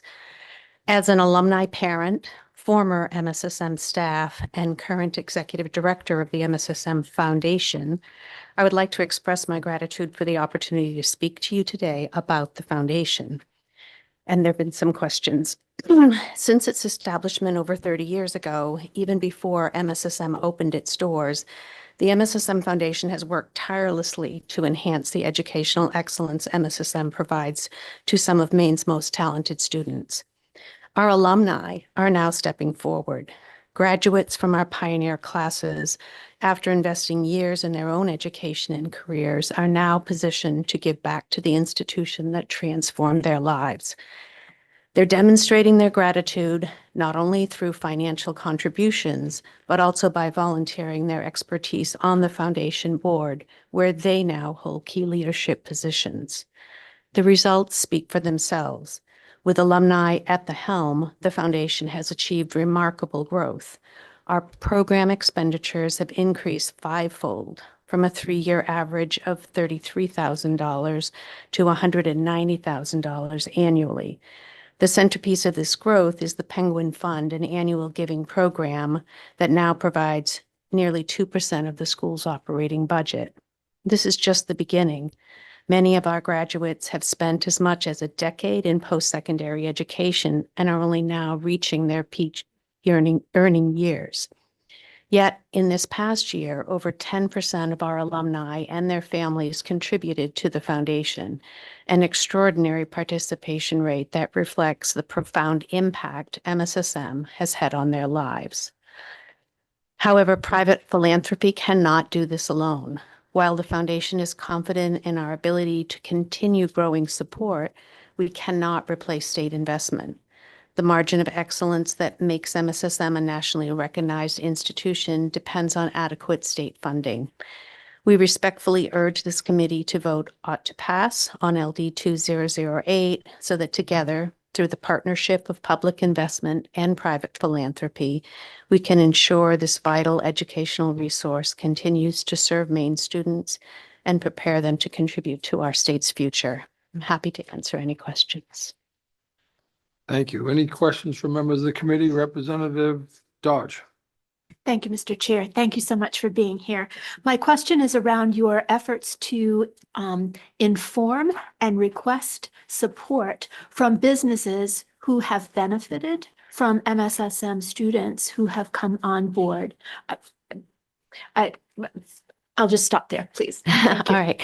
Thank you. That is definitely one of the prongs that in our growth in the foundation that we're working toward is the business in the state. And so I can just tell you that we have a plan, we're implementing that plan, and we do hope to see more and more from businesses in the state. A follow-up, if I may. Sure. Thank you. So I'm assuming, but we know how dangerous that is, that there are graduates who are currently working in industry because of the science and math foundation that was laid at MSSM. Are you tracking that specifically, please? Yes, to the extent that we can. And again, we're working more and more to try to track that.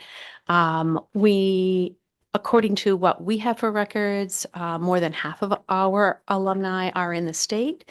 That number is not definite because in some cases we have parent addresses. We have just the last address we had for someone, and that's a challenge for us. But I can tell you that we are constantly working toward that process. We have an active alumni association that is having events and encouraging alumni to stay connected, and we're continuing to keep a more up-to-date database than we had in our early years.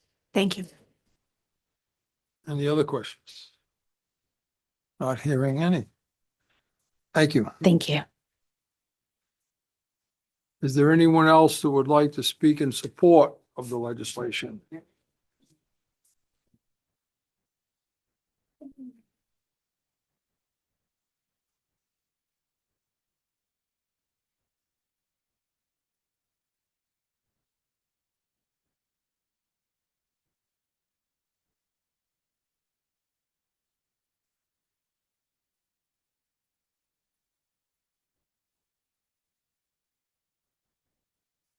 Good morning, Chairs Rafferty, Chairs and Murphy, and esteemed members of the Education Committee. My name is Bev Uhlenhake. I come, most of the time you see me in this building, I have a name tag on because I'm a paid lobbyist. I am not a paid lobbyist for this topic. I am a parent. I don't have testimony today that's written, and I don't because I see testimony as something that you should be able to look back on and get the details of the numbers. And that's not what I'm here to talk about. I'm here to talk about making sure that you understand the benefits of MSSM and also the structure. I come to you as a parent, but also someone with experience of being in the fight for increased education. My kids grew up in the city of Brewer. I've been at those city council meetings where we've had to fight for more money. I've been on the city council when the city administration said, we don't want you to give the school more money because we have other priorities. And the parents came in with the pitchforks. You have to understand that in this case, you are our school board. The folks at AFA, they're our city council that can block our funding. The administration, that's the city administration that might have other priorities. It's not a perfect comparison, but we don't have any place to bring our pitchforks because each of the representatives in the state of Maine has an average of less than one family in their district. There are none of us that have any power to get you elected or not elected because you didn't fund MSSM appropriately. But it is so incredibly important. I want you to also understand who these students are. These are the students that when they're seniors in high school and they're applying and they're getting 1470s on their SAT, that's an average. That's not that big a deal. That's in the 99th percentile nationally.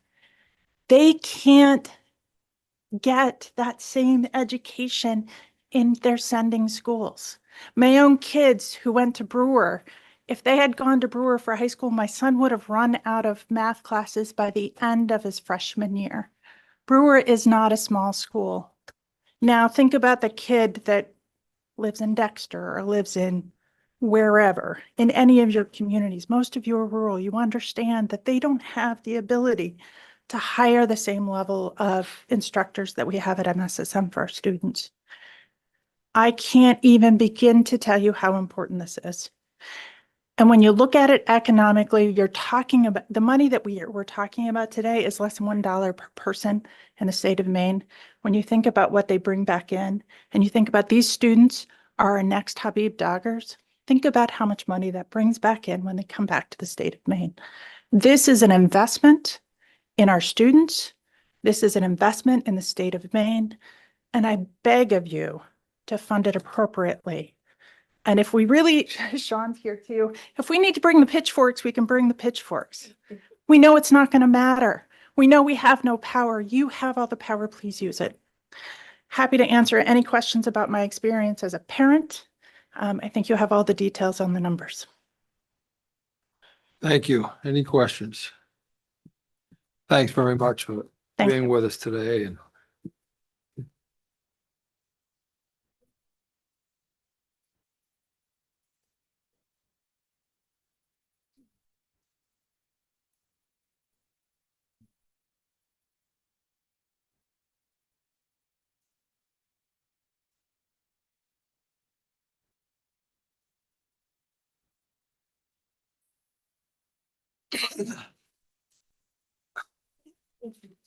good morning.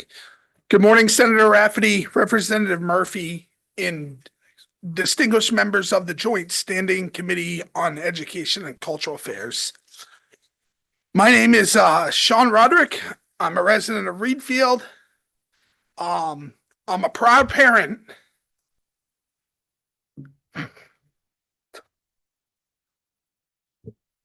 Sorry, I didn't expect to do this, but My daughter, Annalise, is currently in her second year at the Maine School of Science and Mathematics. I'm here today in strong support of LD 2008, an act to provide funding to the Maine School of Science and Mathematics and clarifying sending school administrative unit obligations. You have my testimony. I've heard a lot of the stuff today. I can repeat a lot, but truthfully, I can say this. MSSM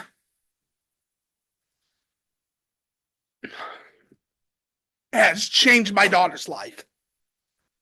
She is a very bright student, but she was the type of student in 8th grade that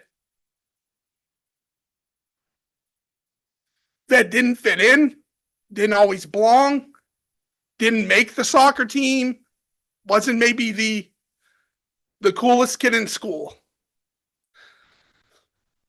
But at MSSM, we've seen a brand new young lady. One that has become an adult, is very proud to go to school there. She's proud to be a Penguin. She's recruited I know of at least 4 students that she met with and talked with, and they now go to MSSM. I'm proud to say we actually have 3 students from the town of Reedfield that go to MSSM, and 2 of them she helped recruit. I mean, I totally get, I spent 15 and a half years of my life working in this building, the legislature, in many different roles. I currently work here from time to time as a paid lobbyist. I totally get the priorities that folks have in this building. I spent years of my life in the appropriations committee room, years, like hours, days, weeks, months. I totally get it. But this is an investment in young people in Maine that changes lives. These students live here. A lot of them want to stay here. My daughter grew up in Reedfield. She's lived in Reedfield pretty much her whole life. We lived in Newport when she was born. She talks about living in rural Maine. Her dream, her goal is to be an emergency room doctor. And she talks about how when she's done at MSSM, she wants to go to the University of Maine and be in the honors program. She wants to go here and she wants to give back to these rural communities. Maybe that could change, but her mother and I tell her every single day, just like we tell our younger son, he wants to be an NHL hockey player. I don't know who has the better opportunity, but we tell him every day, work hard and chase those dreams. There are many things that I wish in the state budget that every student in Maine could get, or every adult can get. I get there's a cap on this at 130 students, but this is, from my experience, my first experience when my daughter applied, she was recommended by her teacher at her school. I think there's an opportunity for you, to Annalise, to excel. I'll never forget. She called me and she said, Dad, I want to apply. And actually, I'm already to the point where I need you to sign in my application. I'll never forget that day. And on March 14th, we're in 2026, so it would have been 2024. She got the call that she got in, and she was so excited. And it has truthfully changed her life. I wish she could be here today. She's up at school in class. I encourage you all, if you get the opportunity to go to the schools, the students come down here. There's robotics meets, there's youth in government. I encourage you to reach out to Mr. Constantine and get to know these kids and the past they've come from. Because these aren't your richest. It's not if you have the most money. There are kids from all walks of life. I've met these students. I've spent a lot of time going up the road that go to these schools. This isn't the richest kid, the top of the kid of the class. There's kids that come from families I personally know that struggle, that parents work overtime to send their kids to these schools because they're trying to get their kids to live a little bit of the American dream. So I could go on, but I'll stop there. If I see you around, I'm more than happy to talk to you more about this. But I really encourage you to do what you can. I know it's about priorities. I get it. But I ask you to give MSSM just a little teeny bit of that priority. So thank you. Any questions for Mr. Roderick at this time? Representative Bagshaw. Hi, this question isn't for you. It's for the work session. If we could, I mean, we all know we're out of compliance with the federal government on Title IX. I'd like to know the school's stance on Title IX. Thank you. I'm not hearing any other questions, Mr. Roderick, but I am impressed with, it's easy to see that you're love and support of your daughter. And, you said you've been here in many jobs and many, but the most important being your children. It's easy to recognize. And I'm sure if she was here, she'd be pretty excited and happy that you were proud of you. Thank you, Senator. Thank you. Any other folks want to speak in support of the legislation? Is there anyone that would like to speak in opposition? And anyone that would like to speak neither for nor against? We do have. Is Sean Dooley still with us?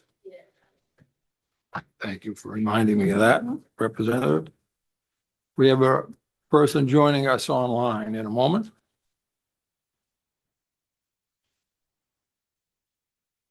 Welcome, Mr. Dooley. Good morning. Good morning. Good morning. Thanks. I'll try to keep it short, but no promises. So I am a parent of two, one graduate of MSSM, one kid currently there. My oldest is currently at the UMaine Honors Program, which is kind of in line with when we first heard about MSSM, we did some research and we realized that there's basically a dozen other math and science schools spread throughout the country, mostly rural states, to basically accommodate kids that needed more, kids that wanted more. The majority of those schools are at no cost to the families. Maine is actually the only school that charges full price for room and board. So when our child wanted to go there, we did our research. I'm an ex-select board. We're in Blue Hill, which I'll comment a little bit later because Rob brought it up earlier. So I'm a former select board member. I'm currently on the town budget committee. I know how these things go. I have it right here for 2026, 27. I know how budgets are. So we did the research to see, so we're a sending town, Blue Hill, as are all the other sending towns on the peninsula, Blue Hill Peninsula. So there's a little difference between school choice nationally and what sending towns are in the state of Maine. So the state of Maine statute requires towns that don't have a school, whether it's pre-K through 8 or pre-K through 12 or 9 through 12. Our town, as many towns on the peninsula, has elementary and middle schools, but we do not have a public high school on the peninsula. Therefore, all the kids on the peninsula basically have a choice, which is where it gets a little confused with the national school choice. They can go to our local school, which is closer, and I'll speak for the town of Blue Hill. Blue Hill has 66% of our kids go to the local school and 33% go to 10 other schools. So all those families have their own reasons and they've chosen those schools accordingly. So our town budget, there's a thing called the maximum allowable tuition, which the state of Maine says towns are responsible for this amount. The current amount of the MAT is $15,055. So our school board was very excited to save the difference between 10,800 and that 15,055. In fact, the actual cost to our town, including special ed, transportation, administrative costs, et cetera, is $22,000 per student that goes to our local school. So effectively, twice the price. So I'll go back to saying our school board was very excited, and every year they're very excited.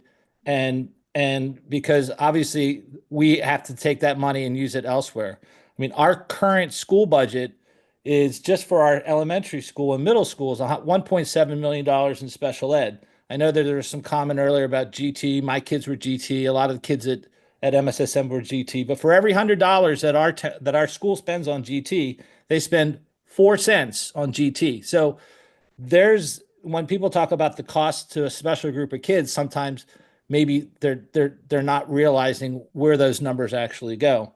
So when I look back at those math and science schools, the philosophy behind them, which I think is super smart, is they're trying to keep those kids in state because, they call it the brain drain.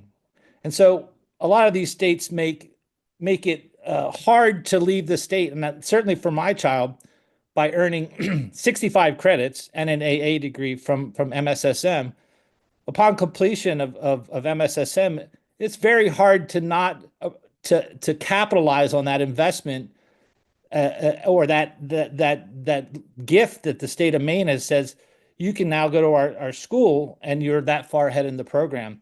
So my child's going there now, loves it, and is actually looking at doing graduate school. And this is the whole point, is that it keeps kids in state that a lot of schools out of state are trying to, frankly, take these kids away because they've proven themselves to be excellent students. They've proven themselves to succeed in a residential environment, which is academically difficult, which is really another word for college. I mean, my kid says, hey, UMaine's amazing. It's kind of like MSSM 2.0, which is what schools actually, look for. So I just think I'm like Sean made me cry a little bit. Sorry. But MSSM is amazing. I mean, if you haven't been there, take the time and go up because, any kid in Maine can apply to MSSM. And I'm sure MSM would be happy to expand to 2,000 students. All you guys need to do is give the funding. So really, it's the constraints of the budget, it's the constraints of the school, and really the people that apply there and end up going. But it's only limited by money. And I know that money's hard to come by these days, but I'm specifically speaking about the verbiage that they definitely need the money, but the verbiage for towns to kind of sidestep being responsible. When we looked at it, the statute specifically says towns are responsible for, quote, cost of tuition and transportation, end quote. And the problem is that MSSM charges for room and board. So there's a way to sidestep being responsible, paying for that. Our school board obviously was very happy to pay it because otherwise they're responsible for the $22,000 in costs for our child. And so are other towns. And I think what happens is that sometimes families say, we're sending our kid there. Well, they have to pay for it. So it's actually the town's sidestepping the tax. It doesn't put any additional burden on the state, except it puts the burden on MSSM to offset. It actually puts the burdens on the families that have to pay. So I hope that the language is changed because I think it's definitely the fair route, and I think it would clarify for towns, and I think it would clarify for families. And I think if you want to have more access to families, to have more choice for families in Maine, that this would afford them that opportunity. And maybe you'll continue to see MSSM grow and prosper. So appreciate your time, and I hope you pass this along with the extra money. Thank you. Thank you. Do we have any questions for Mr. Dooley? No, I'm not hearing any. Thank you very much, sir, for joining with us, and I wish your children good luck. Thank you. Is there anyone else that would like to speak? I think we've exhausted all testimony. All right, so we will close the public hearing on LD 2008 at this time. Take a short break and 10. 12:30.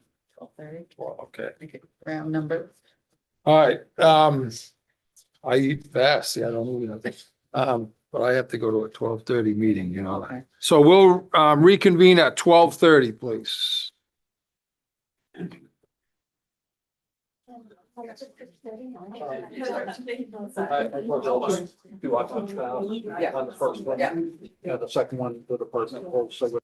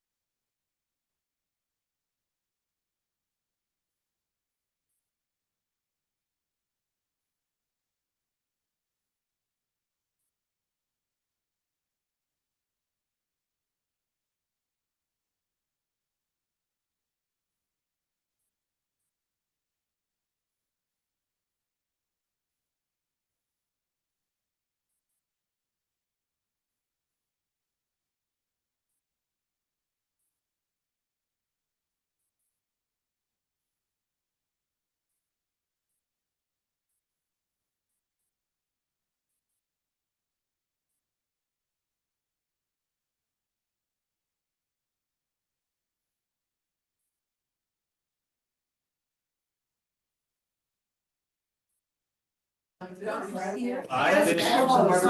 afternoon.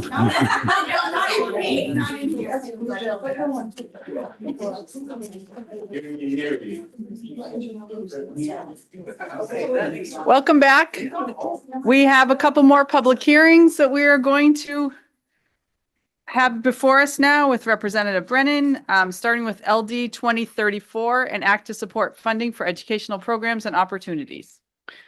Thank you, Representative Murphy and members of the committee. My name is Michael Brennan. I represent District 115, which is part of Portland. And I'm going to read the testimony that was given to me by the Department of Education relative to this bill. And it says, I respectfully request that the bill for the Department of Education, LD 2034, an act to support funding for educational programs and opportunities, be immediately voted ought not to pass. Any questions? Does anybody have any questions? Do we have a motion? Representative Dodge?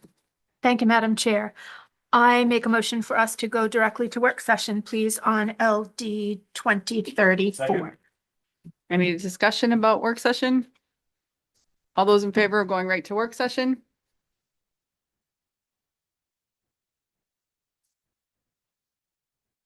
Thank you. I got. Yeah, you voted. Okay. Yeah. Thank you, Madam Chair. I move that LD 2034 ought not to pass. Any discussion? All those in favor of ought not to pass on LD 2034?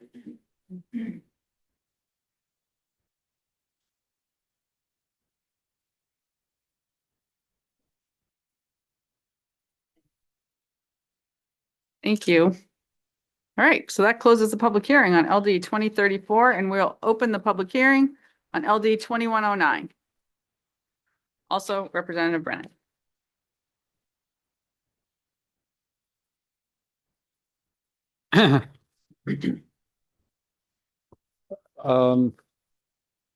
So we're ready to go with 2109. Mhm.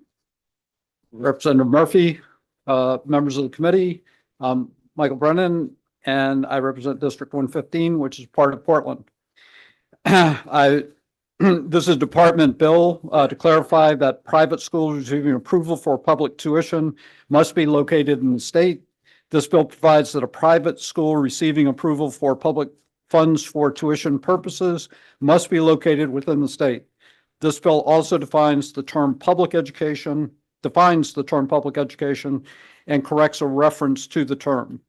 The Maine Department of Education will present testimony on this bill, and I respectfully request that you defer any specific questions regarding the content to them.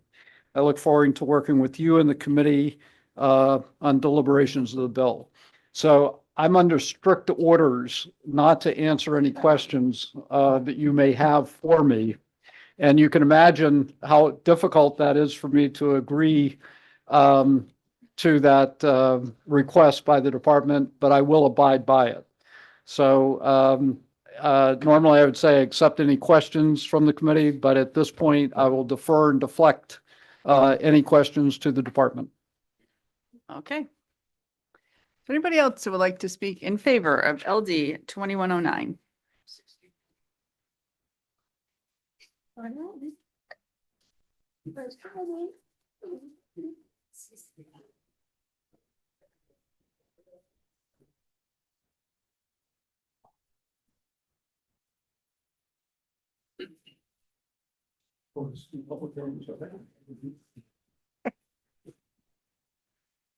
Good afternoon, Representative Murphy, distinguished members of the Education and Cultural Affairs Committee. My name is not Courtney Balolan, as your testimony will say. I'm Dr. Laura Sear, and I'm here today representing the Maine Department of Education, speaking in support of LD 2109, an act to define public education and clarify that a private school receiving approval for public tuition must be located in the state.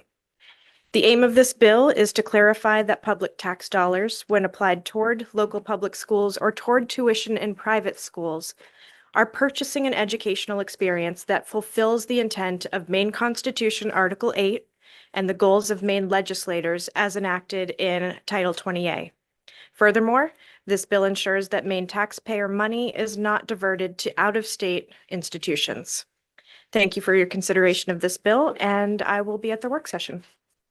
Okay, does anybody have any questions? Senator Libby, then Representative Hagan. But so my question would be like, with Maine students that are going, isn't the money just following the student? I mean, why? There are Maine students that are going to school in New Hampshire. I mean, why would we want to do this? This ensures that public taxpayer dollars is used for approved schools in Maine. Right, I understand that, but if it passes, that's what it does. But currently, this would be a change. It would be a change to that. So why would we want to do that? I mean, so there are Maine students that are at risk if we do this, isn't there? There are currently 2 students who attend an out-of-state private school that has been approved for tuition. Oh, there's only 2 in the entire state? I thought there were more. I guess I'm misinformed. Thank you. No, thought there were more. Representative Hagan.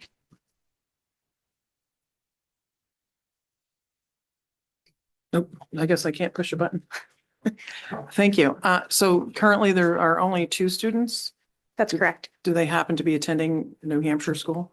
They are attending a school in New Hampshire, that's So I correct. guess in my research, I wasn't aware, because I'm a newbie, that this has been happening since like 1873, that this has been allowed in statute. I'm not certain of the exact date.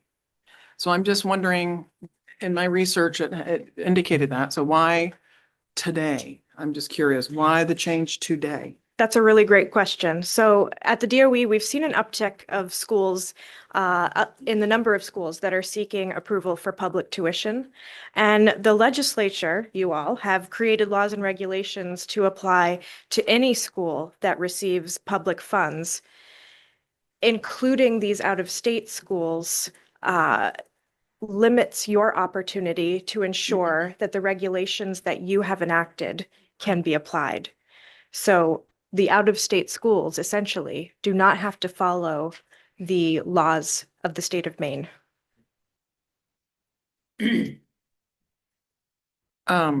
So you're seeing an uptick of those requests to go out of the state?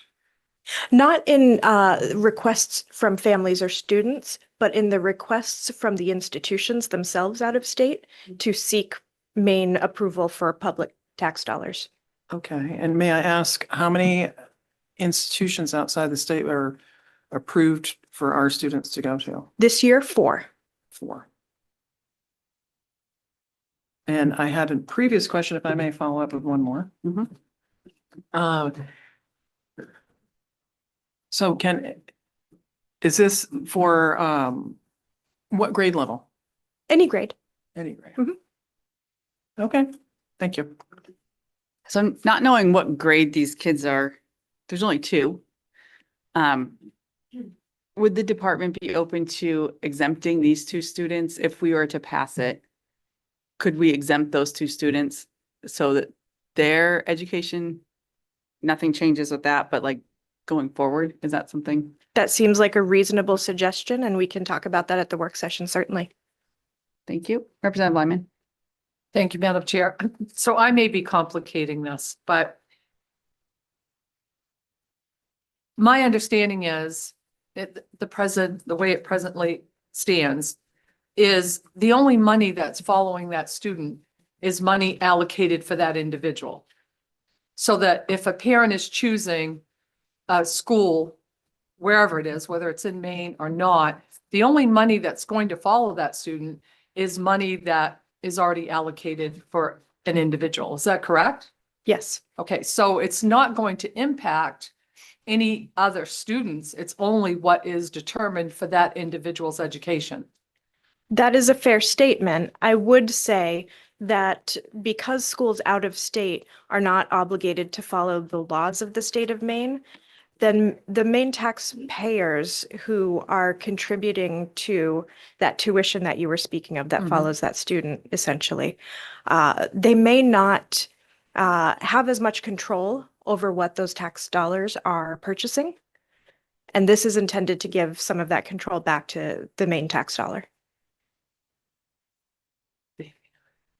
Okay, I'm not following that exactly. You're saying that the parents of the student going out of state may not have as much?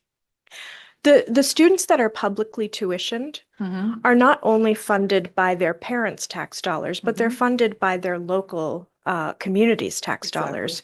And so collectively, that community may not have a voice in what their tax dollars are spending if that student goes to school out of state. Just for that individual. Any other, Representative Bagshaw? Okay, are you aware that, well, it seems like, are you aware that states that have school choice, the public school instantly improves? And when people have choices, that's what drives the change. So I'm all for having more choice. Have you heard that schools that have school choice, the public schools instantly improve? And I know that I have a lot of constituents that have reached out to me expressing the desire to have the scores in the schools, public schools improve. And if we refuse to address that and provide that change, they're not getting a voice with their public dollars, their tax dollars paying for their child's education. So I don't think two students or whatever going to another school outside the state of Maine, I think people need choice. And I think we need to address the failing test scores in the state of Maine. Do you agree? I have not seen that research, but I'd be happy to take a look if you had it. Okay, I can probably, I'm sure you can find it. You're an intelligent woman. Representative Hagan? Thank you. So just a couple more clarifying questions, if you don't mind. So when you say there's been an uptick, I just want to make sure I'm getting this right. An uptick from the institutions themselves requesting, like we're coming to you to ask for, I'm not understanding what they're asking. Absolutely. So as you may be familiar, private schools in the state of Maine can seek approval to receive students at public tuition dollars. There's a process that they go through with our school approval team, and they can then receive public tuition dollars. Out-of-state schools currently are also allowed to do that. This bill only suggests that we limit sending our taxpayers' dollars out of state and keep those in state. So we're not seeking any change to the way school approval is done for private schools in the state of Maine. That's helpful. And then the money that is currently goes with them is the state allotment or state and local, that both, it's both like from the. I believe it's both, but let me bring that back to the work session with certainty. That would be nice. I appreciate that. And then my last question, if that's okay. If a student, if a student wants to go out of state, what's that process? And is there criteria that is followed to say, yes, you can go, or do they have to apply to the school? I'm just wondering if I wanted my daughter to go to New Hampshire, what would I do? To be very honest, I would have to bring that back to the work session as well, because I am a proud public school student. And so I have no idea what is required to attend a private school, but we can bring that to work session. So I'd be curious if it's an easy process, if it's, if there's some criteria that would inhibit a person from making that choice. Because I mean, we only have two, so. Thank you. Representative Sargent. Thank you, Madam Chair. Thank you, Dr. Seer. Could you please, is it possible for us to be informed of the 4 schools out of state that are currently approved to receive our tax dollars? Are you asking for the names of the schools? I am. Given the small population of students that are affected. I'm not sure for student privacy reasons if we can share that in a public meeting, but I will find out for work session. Thank you. Senator Libby, did you have a question? She covered part of it. Okay. I'm gonna hold it. This wouldn't apply to special ed students? Not at all. Okay, thank you. Representative Lyman? Thank you, Madam Chair. For work session, I'm just kind of interested. I'm looking at the testimony from the Maine Policy Institute. And there's actually several flags there that I'd like a little bit more explanation on, or at least the point of view of somebody supporting this piece of legislation.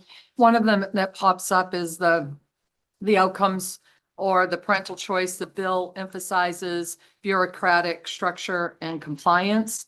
Education that serves the public interest should not be confined to one uniform system or administrative model. This redefinition undermines Maine's tradition of educational pluralism. There's some pretty legal language in here, but when I read that it challenges the U.S. Supreme Court decision and it specifies the case, I would just like to hear the perspective of those supporting this bill, what they would say to these points. I haven't seen those points, but if we could have an opportunity to take a look Sure. and perhaps respond at work session. Can she have access to this? Oh, I'm sure. Yeah. Okay, thank you. Anyone? Oh, Representative Hagan? We turn on the mic. I'm not understanding your question about, does this apply to special ed students? So there are some cases where students' special ed needs are such that they can't be served in So they have either to go their to local state. district or outside the state. I thought, so I just want to make sure. Yeah. Thank you. Not seeing any other questions. Is there anyone else in the room that would like to testify in support of the legislation? Anyone who would like to testify in opposition? Anyone who would like to testify neither for nor against? I'm seeing no other testimony and we have nobody online, so I'll close the public hearing on LD 2109. And we need to take a quick break so we can get our folders for the work session, but so we'll be back in a moment.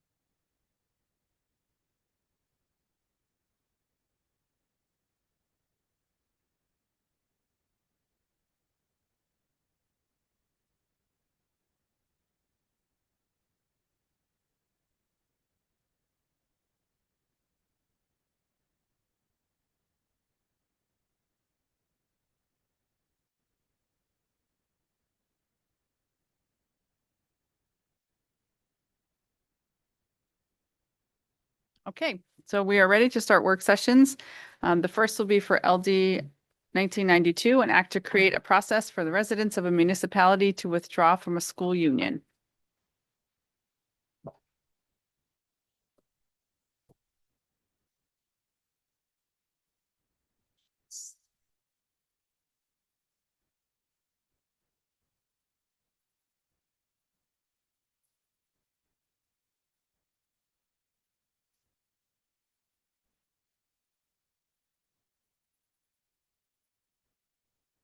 Okay, so this is LD 1992, an act to create a process for the residents of a municipality to withdraw from a school union.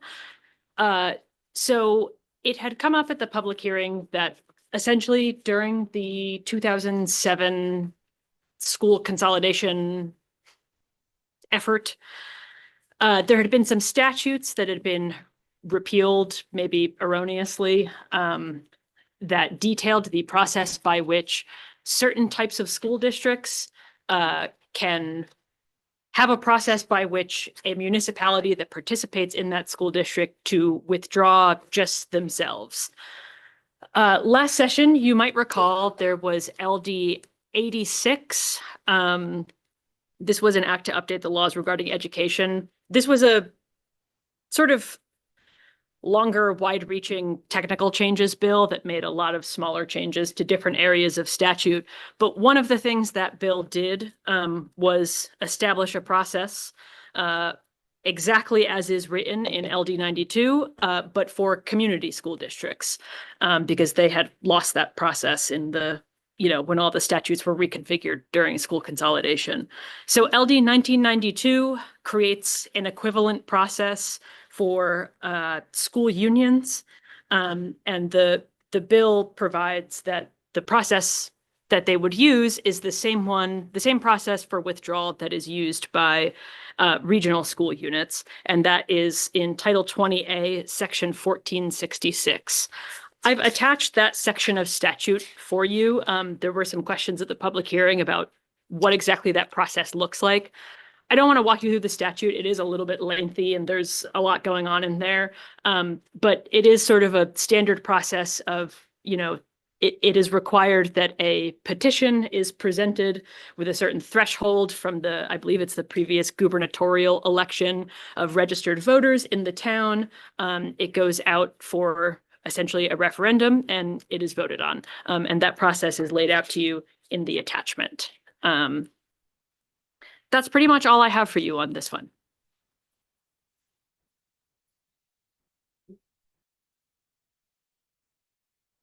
Are there questions from members of the committee, Representative Dodge and Representative Brennan? Thank you, Mr. Chair. Thank you for this information. My question is, now that we are looking at this being put in statute, have we now answered all possibilities, RSU, AOS, CSD, and all of the other alphabet soup? Have we missed anything, do you think, please? So that's a good question. I did a cursory look through statute, and the only one that I could find that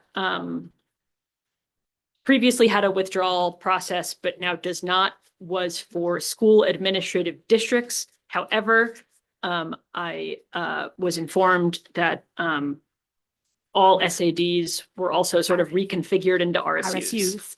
So as far as I can tell in my quick look through statute, I believe this was the only outstanding type of school district that lacked this process. Awesome. Thank you very much. Yep. Representative Brennan. Thank you, Senator Rafferty. Ms. Roy, is this, or maybe the department can answer this, but is this initiated because there's a particular entity that wants to withdraw from a school district, or is this basically kind of arguing that this is just consistent policy with what we've done in the past and we should do it? That I don't have an answer to the specific impetus for this, but I would just say again that it the same thing was added for CSD's last session. So it does make sense that there is this consistency for all of those. But whether or not this was sort of brought up and somebody ran into a problem because of it, that I'm not sure about. Is somebody from the department able to answer that question?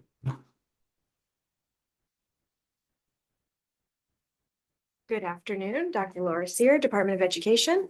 The impetus for this bill was the experience from last year. Okay. We indicated in our testimony that not having the process in place and then having the need for a process creates undue burden for the school unit, whatever it may be called.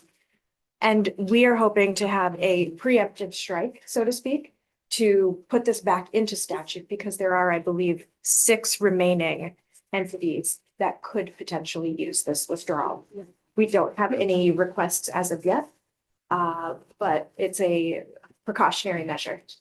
Thank you. And just as a follow-up question, in general, has there been more of a trend towards people withdrawing from units, or has that remained relatively stable? Intuition tells me that that's an elastic process, but I don't have details on trends in one direction or another. Okay. But so basically this is just being done to be consistent with what we did. Thank you. Thank you. Any other questions? Hearing none, thank you.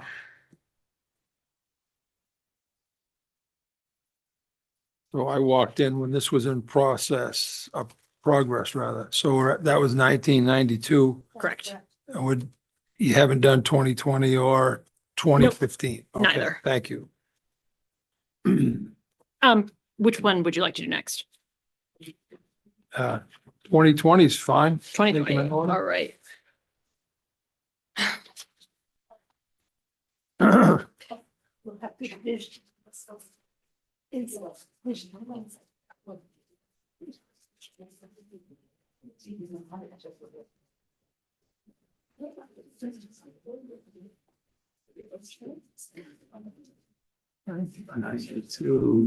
So you're all getting a copy of my blue bill analysis for LD 2020. This is an act to update Department of Education reporting requirements. The bill makes a number of changes to various reports that the department is obligated to submit to the committee throughout statute. In some cases, updating the due date of those reports, and in other cases, changing the content of what comes to you in that report, and sometimes both of those things. So before I get into anything specific, I just kind of want to note there was a lot of discussion at the public hearing about the specifics of how this data is collected and brought to the department and what exactly the department does to analyze that data and compile it, et cetera, and how that might impact a potential due date. I just want to say I am not really privy to those processes, and I'm not really able to answer questions about how the data is collected and what all happens with it before it comes to you. So I would defer questions on that. But just a couple things that I would like to raise about the content of the bill. So most of it is changing due dates. There are 2, I believe, 2 or 3 that change the content of these reports, notably the annual CDS report. So the department had provided a chart at the public hearing that sort of goes through all of the changes, and in the interest of not having you flip through a million pages, I have basically laid that out for you on my bill analysis, what each section does. And I've also provided for you as an attachment the current law related to the CDS annual report, because that is the one that has the most significant changes that the bill proposes. And the the current statute is, it's quite a long list of things that's in there right now. So that is what I have attached for you to hopefully be able to kind of look at it side by side. One thing that I just want to point out, again, I can't speak to whether, you know, at what point this data becomes available or at what point it's collected. But just from the perspective of looking at what's in the bill, I would just flag for the committee that, you know, to the extent that these statutes give you the authority to report out a bill in response to these reports, that might be something to think about when you have a date that is a little bit later in a session, but in particular in potentially a second regular session. You know, by the end of March, we are hopefully done, hopefully wrapping up. But you know, not always the case. So that's just something that I would flag for you to kind of keep in mind. And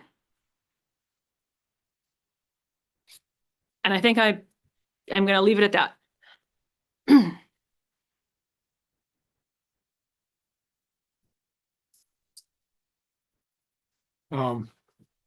Questions?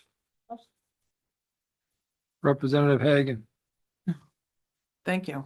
I guess I don't have a specific question, but I wanted to remind that Representative Crockett and Senator Libby had some specific questions about the timeliness of, for instance, the truancy report, pushing it to a point where we wouldn't be able to really do anything with that data. If it's going to show up the next year, then we couldn't take care of that year's truancy report.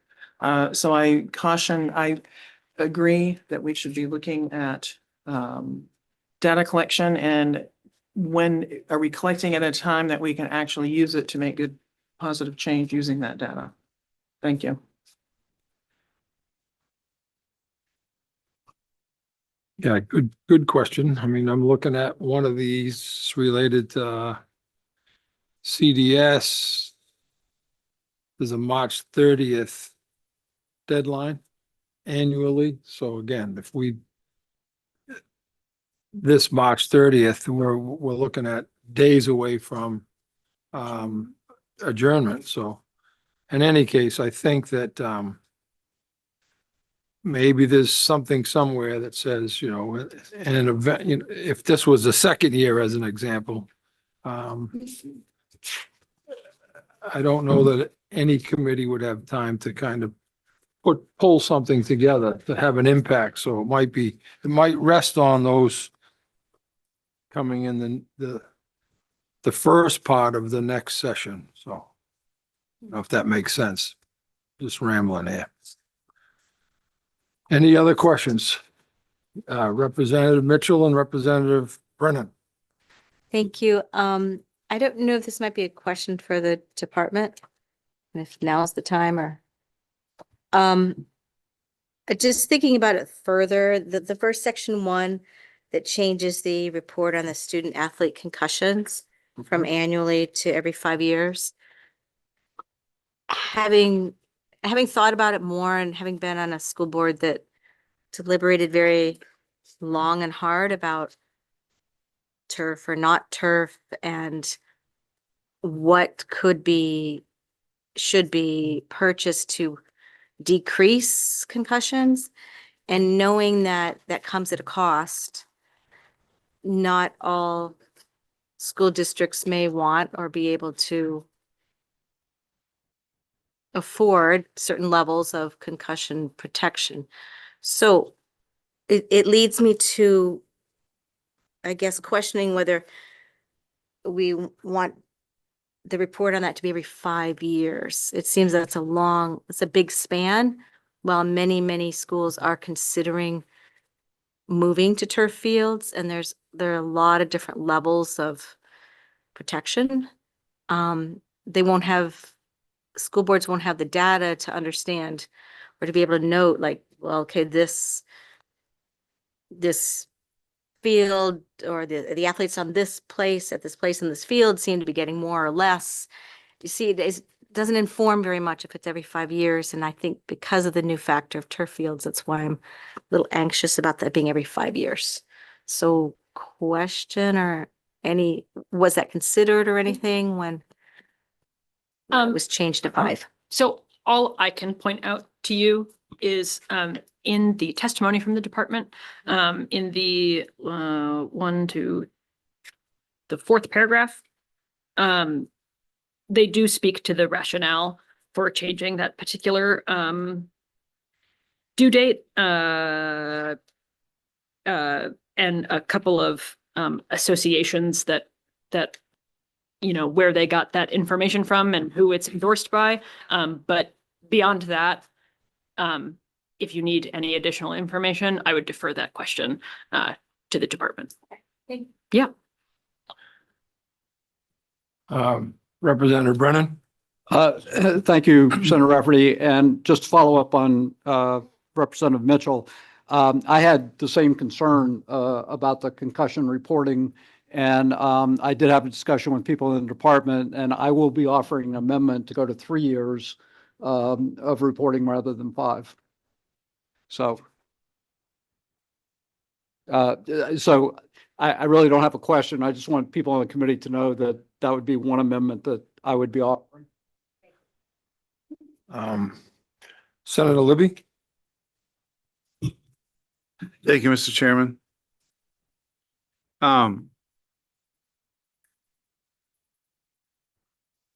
mean, we've had a report recently about children who have received services, I believe through CDS, for a variety of therapeutical issues, including autism. And we've also received information that the federal government in an audit has identified, especially autism as a problem. And so I was looking forward to learning more about in what is required in the report. I was looking forward to reading about cases that would be reported by number from CDS. So my first question is, if this is being asked for, does that mean that the report has the I guess I want to know, where are we with our reporting this year? Well, especially with CDS. Well, all I can offer you is that currently the due dates the due date for the CDS report February 15th. generally is February 15th. Yeah. And then the one specifically about the transition is March 1st. So all I can really say is we haven't hit those dates yet, It's but due in 2 weeks. and any more information about that, I would defer to the department. So this piece of legislation doesn't have an emergency on it, so I would expect to receive the report on time this year. Yes, this bill would not impact the due date of this year's reports. All right, that was my first question. Thank you.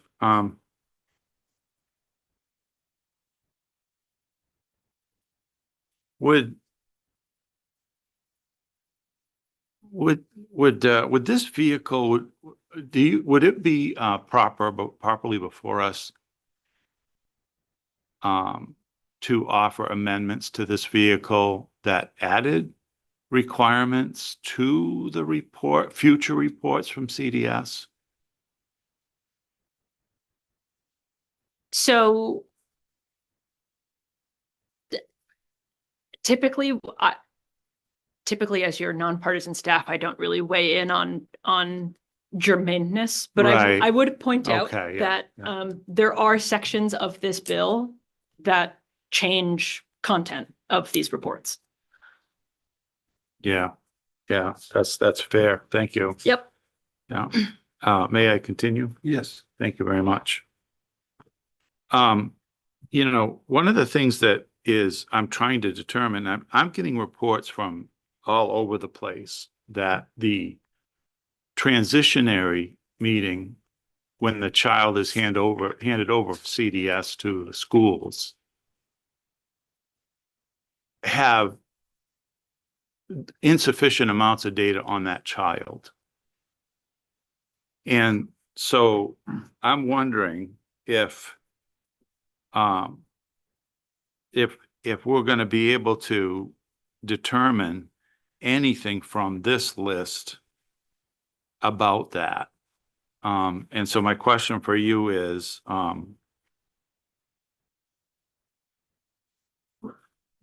have you read this closely enough to be able to interpret that question? Is your question what data do providers receive about an individual student and whether that is reflected in the requirements of the report in the bill? Yes. I can't speak to what data the providers get. I don't know that's certainly not specifically reflected here. The part I think specifically that I'm focusing on, I'm sorry to interrupt. No, that's okay. Go I ahead. appreciate your feedback's been great. In 4A, where it says measures of compliance with key federal requirements related to the timeliness, quality, and effectiveness of service as set out in required annual federal reporting under the federal IDEA. You know, so what I've been trying to figure out for quite some time now is if the student that's being referred to a school has either the family or an idea, right? Then that I think pertains to them for a period of 3 years. I think. And you know, I only know enough to get us in trouble here. So, but so in federal law under IDEA, I mean, we talk often in here about least restrictive environment, right? So I'm looking for data that would tell me whether a child is being pulled out of a classroom when they have mild symptoms, or if their symptoms aren't correctly reported, if they're being over-identified, it'd be another example. In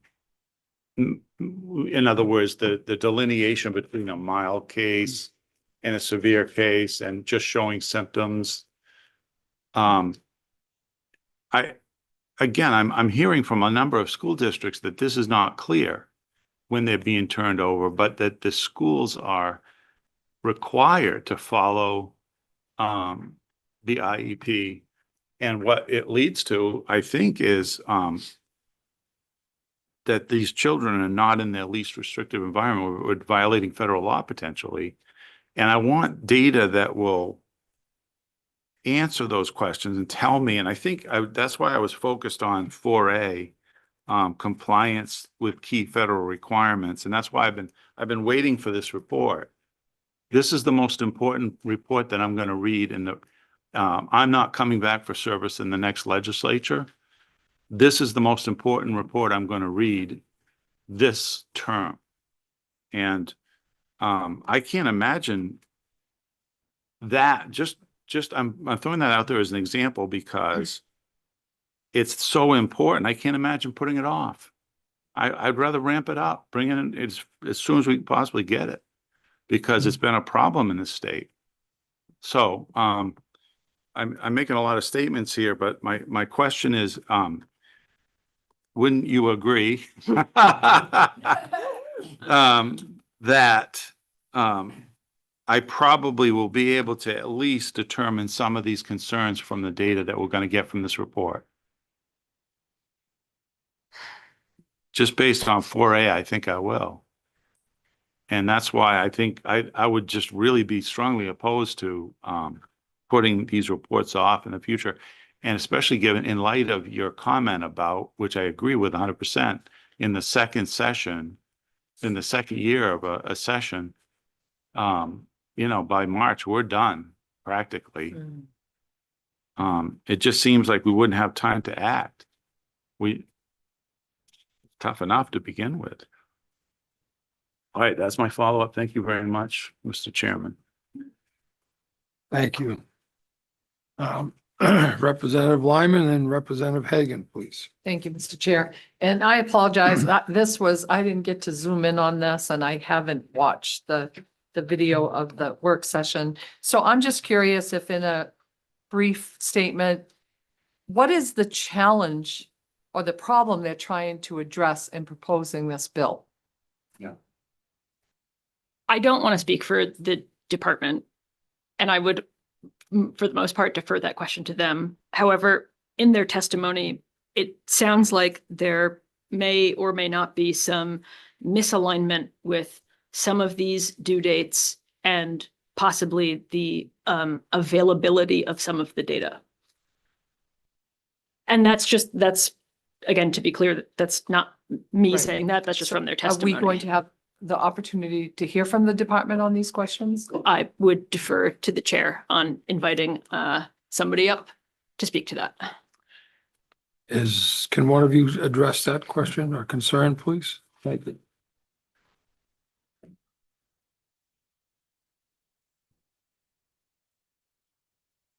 Good afternoon, Dr. Laura Sear, Department of Education. Representative Lyman, I was listening closely. Could you please repeat your question? I apologize that I wasn't able to Zoom this public hearing. So I'm just trying to, in a brief summary, understand what the challenges or the problems that this bill will address for the Department of Education. Thank you for that. Wanted to make sure I was answering what you asked. It is, in some cases, a misalignment of when we at the department receive the data, when our data team can complete their analysis of the data. In some cases, the data has to be aggregated for student privacy reasons and cleaned up in other statistician ways, and I am not a statistician. And so the receipt of the data comes at one point, our data team does their magic to it to make it publicly usable. And then we are able to transfer that information to our teams that write the reports. These are our content expert teams in OSSS, our special education teams, this sort of thing. The legislative team supports that work, but we are not the content experts in that work. And so as an example that I can give you, one of the reports that's listed in this bill is our summer program report. We don't get that information until November. And so the due date makes for a very tight period of time to work on the data, analyze the data, and then explain it out in report form in a version that is both not too long or too short for you, because we try to respect how much time you have to devote to each of these many reports. The timeline is very crunched. And so expanding that timeline, for instance, would give us a bit more opportunity to make sure that the data we give you is useful to you, actionable. You know, I'm mindful of you wanting to be able to report out a bill when necessary. And so we want that to be useful. So, may I? Yes. So, when you consider some of the conversation that we've just had in regards to the necessary information and data that is ongoing, especially with the child development services, what level of assurance do we have that we'll get that information as often and as necessary as we need to have it? Will that happen? How is that built into this? For the CDS reports specifically? Well, that to me is a high priority example. We are once these reports, whether changes are made or not, these reports are outlined in statute and we are bound by statute. So these reports come to you with no caveat. The CDS reports, both the annual report and the transition report, are expected, as we mentioned, in weeks. And so. And this won't change it. That practice. Well, this year. If changes are made to due dates, and that is entirely within this committee's hands, if changes are made to due dates, that would then be statutorily required, and we would adhere to that. Thank you. I had Representative Haig and then come back to you, Senator. Thank you. While you're there, is it okay if I ask you a question? Is that okay to ask? Yes. So I'm pertaining to section 8. It's talking about, I'm looking at the bill, I'm understanding that, and it says on our blue sheet, that this bill proposes removing provision of law that requires a report to contain national comparisons of retention rates and graduation rates for peer institutions. And then when I read the testimony, it's, I'm wondering if I'm interpreting it correctly. That while comparative data is certainly useful, it's not a straightforward method. And the previous system you were using is not always determining what you're looking for. Am I reading that? It's not working for you, so to speak. Yes. So will it be replaced with something? Is this data important? Because it was required to be collected before. So now that we don't have a system, are we just saying we're not going to collect it, or how's that? The data set is updated every 3 years. The problem with the data set is that Maine is an incredibly unique place in almost every way. In one way, and I can vouch for this, in my former life, I did work for higher education, and one of our primary goals was to identify some peer institutions.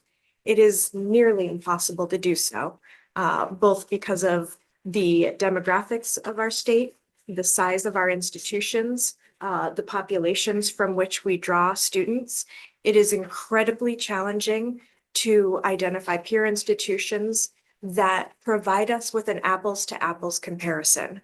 And I think you've heard Director Perry from our higher education team speak on this before. It's very challenging. And so that is why this piece is a recommendation. So it's challenging, so omit it. It doesn't give us a good data set. Okay, but I'm just wondering, there could be data that would be helpful to be comparing, like when I think of teacher preparation programs. Comparing teacher preparation programs in my mind for the state of Maine would be very important to be collecting that data. Within the state, we do. We do compare the information from one teacher prep program to another, but without of the state, from without. So this is pertaining to out of state. Yes. Okay. So I wouldn't have enough experience. I would have to rely on the rest of my colleagues to tell me if that data is important to try to somehow collect or not. Thank you. I had, no, it was Senator Libby, and then. Thank you very much, Mr. Chairman. The current statute, I'm going to ask our staff, current statute has been in effect for what, 13, 14 years? Are you For- thinking, again, the CDS report? Yeah, one? back to the CDS report, sorry. Let's see.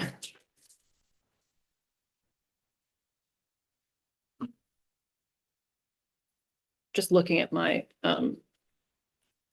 see if it tells me in this section history.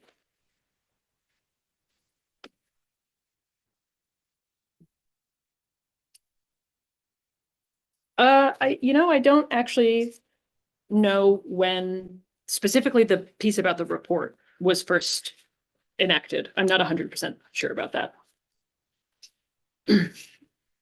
Yeah, maybe we could have access, you. maybe we could have access to the number of reports that have been presented to the legislative committee under this statute. you're thinking of, so all of the annual CDS reports. Is that what you're thinking of? Under this statute, yes, Yeah. under the current law, which I think here. Yeah, I think I would have to double check, but I believe most of them are, I believe most of those are online. Because again, I mean, the only reason I'm coming up with that is I'm thinking, okay, well, if the data was presented in the past and we had good usable data, and it was timely, even though there's some conflict, I mean, that's always going to be the case. Why would we want to put this off? Thank you. I had Representative Lyman and Representative Sergeant. Thank you, Mr. Chair. So going back to the Section 8 Representative Hagan's questions, I guess I'm interested in, this is work session, right? So it doesn't It have. is. Okay. So I'm kind of interested in why we wouldn't be looking at national data as well as state. I mean, you know, comparing apples to oranges has been part of the profession since I walked into it. And as educators, we're taught how to, you know, go through that information. Am I missing something? No, I was to say, oh, you're right. Oh, okay. So we're taught how to pull out what we can. New Year gives you only a snapshot of a child and can be a really good assessment on an individual, or depending on that child that day, it can be a completely inaccurate one. So you've heard me use multiple times the idea of multiple tools of assessment give you multiple data points. So I get my feelers go up because I do believe in a multi-approach in data and looking at assessment. So I'm curious as to why our state would be stepping away from that consideration, and I would be concerned with it. May I ask if Director Perry could come to the table?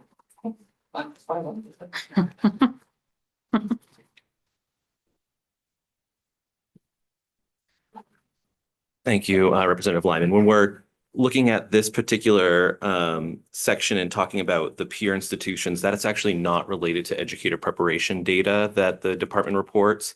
That's related to a higher education report that looks at enrollment and retention rates and other basic data related to the higher eds in Maine. The report asks that the department cherry pick some peer institutions nationally.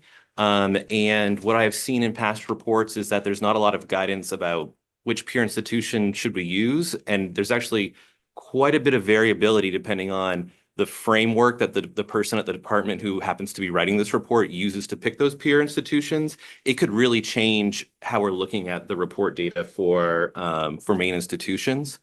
And the other piece of this is that actually there are several institutions in Maine that are peer institutions with one another. And so my thought with that report is that it's actually most useful perhaps to look at longitudinally each institution's graduation rates, retention rates year over year and within the Maine higher ed community to each other, rather than having someone at the department spend time thinking which small art school is best used as a metric to measure the Maine College of Art and Design. Is it the one in Cleveland? Is it the one in New Mexico? And that work isn't as valuable as it would be to see exactly what Maine College of Art and Design's retention rates are year over year, whether they're improving as an institution or whether they are standing out amongst the community of Maine higher eds in how they are retaining or not retaining students. So that was the impetus behind recommending that the focus of that report become year over year for each institution's specific case, and as a community together within Maine year over year. The educator preparation report does not include any out-of-state comparison already. The changes recommended there is that the report really emphasizes four-year program completers And in addition to higher ed, I supervise the certification team, and they are seeing a smaller and smaller percentage of people coming into the educator workforce for whom that is their experience. It is now a minority of teachers who knew they wanted to be a teacher in high school, who were an ed major immediately, who completed a 4-year program and went into a school. But this report is still only asking about those students, and so is missing most of the educator workforce in the report. And so the idea there would be it'd be more useful for the legislature to learn about the broad educator workforce with the data that we have, rather than this hyper focus on a small subset of educators. Thank you for that. Good examples. I guess my worry always in looking at these legislation, when we're looking at bills like this, is I want to be clear on what the reports are that we're getting and changes that we're making, what implications that has across the board. And so sometimes for me, this is not the friendliest way for me to see that. Yeah.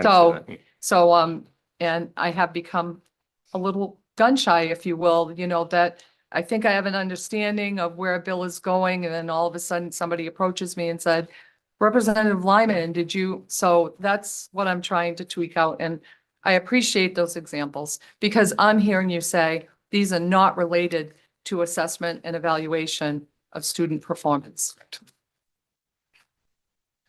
Thank you. I had, I just lost my list. I don't recognize that hand. I haven't seen it today. Representative Sargent and then Representative Dodge, please. Thank you, Mr. Chair. So, Mr. Perry, thank you for your reflection and specific examples. I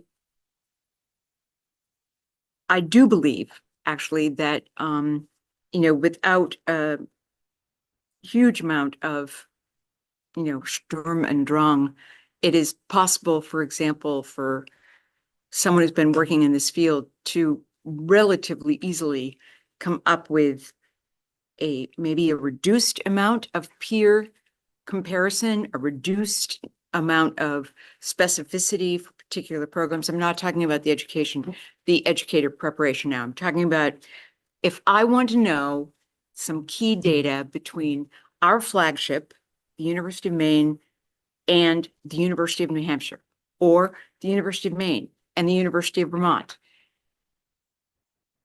It seems to me that the legislature could benefit by having some of that data. And, I will clearly bring this up again to my colleagues in the higher education institutions, but I think that having the Department of Education sort of step away from any kind of measure as this does, it says, you don't have to do it anymore. No comparisons or whatever, outside of the state, is, I don't know, I'm not happy with it. And I understand the shortcomings and the difficulty, but my pushback would be, well, then fix it, make it work. But anyway, so that was that issue. The second is I've been reading the Maine Parent Federation and the Maine Development Disabilities Council issues regarding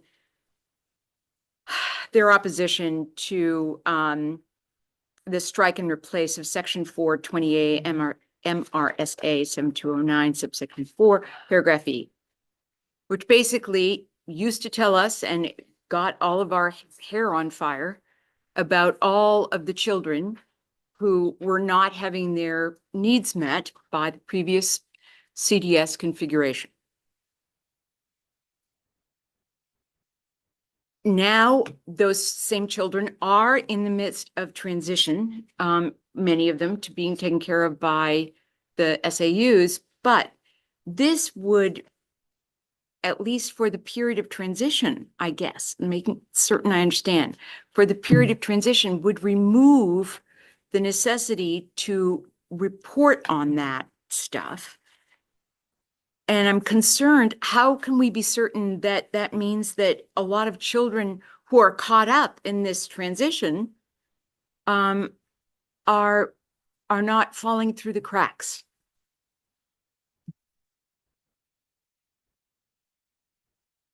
I'm not sure that was a question for me. I guess I would ask. How do you? Can you turn your mic respond on? to- I'm sorry. I'd like to know perhaps how do we respond to the concerns and questions raised in the testimony by the Maine Development Disabilities Council and the Maine Parent Federation?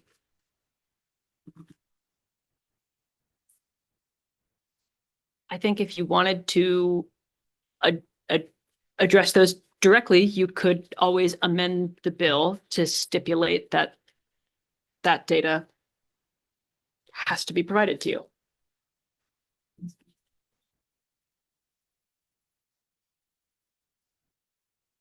And put it, you know, it sort of explicitly, right? That I'm not totally sure if in the I spent some time looking through this and I'm not 100% sure where that figure comes from and if it is sort of gleaned from a combination of the many, many figures that are in statute currently that are required to come to you. But I think the simplest fix for that is to just amend the bill by requiring that those numbers have to be included in either the annual report or the specific transition year report. It's plural.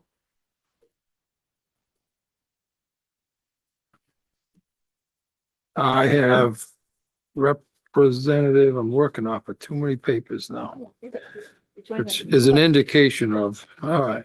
Representative Dodge and then Representative Mitchell, please. Thank you, Mr. Chair. I'm not sure if I should direct this question directly to Director Perry of the DOE, but I'll just make this statement in the form of a question and somebody will tell me what to do. I agree with Representative Sargent that we need the data on unmet need. I also agree that we cannot accept these reports March 1st in an even numbered year. So I would request that those amendments be made to the bill. As far as higher education institutions and out-of-state and relevance and compatibility or being comparable, I believe that absolutely must happen, and here's why. We, in accepting teachers who have trained out of state, do a transcript analysis, I believe, that says, oh, you took this class and basic that and methods this and methods that. If we don't compare with our out-of-state institutions and do the best we can to find peer institutions, what are we comparing to or with or whatever is grammatically important? And so specifically for that reciprocal certification and for Maine to stay in the loop and in the mainstream, that is also a must that I would ask that be included in the bill. Thank you. Oh, yeah. Thank you. Too many notes. Too many pages. Representative Mitchell. Thank you. And I do think this is probably a question for Department of Education, probably Director Perry. I have a memory I'm trying to drag out of my head as a teacher in high school when we had discussions about the dates for that the information was due for the truancy data.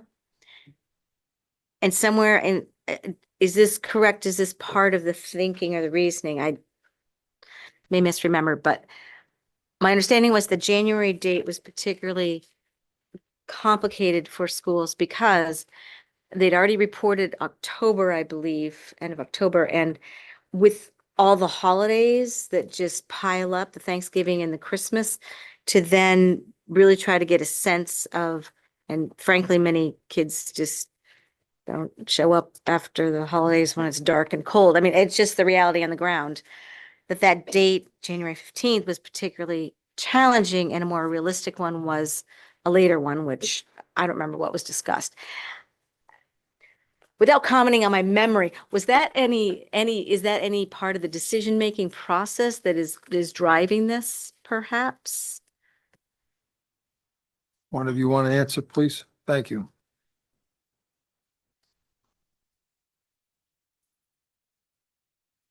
Thank you. To an extent, yes.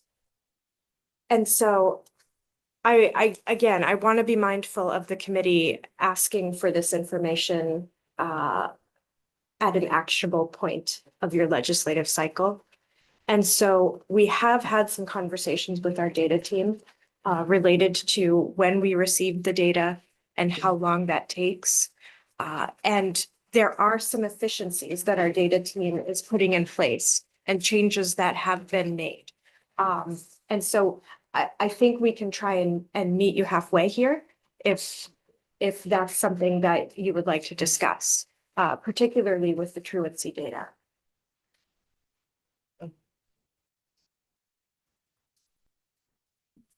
Other questions? Representative Dodge? Thank you, Mr. Chair. So while you're here, Yep, there you go. should I have specifically said at the end of my questions, do you agree? Or can you provide me some other information about the topics of CDS reports in even numbered years? Are you able to help with that? The unmet need amendment, can you help us with that? And reactions to the comparisons with other higher ed institutions regarding reciprocal certification and keeping Maine in the mainstream, if you will allow. Okay.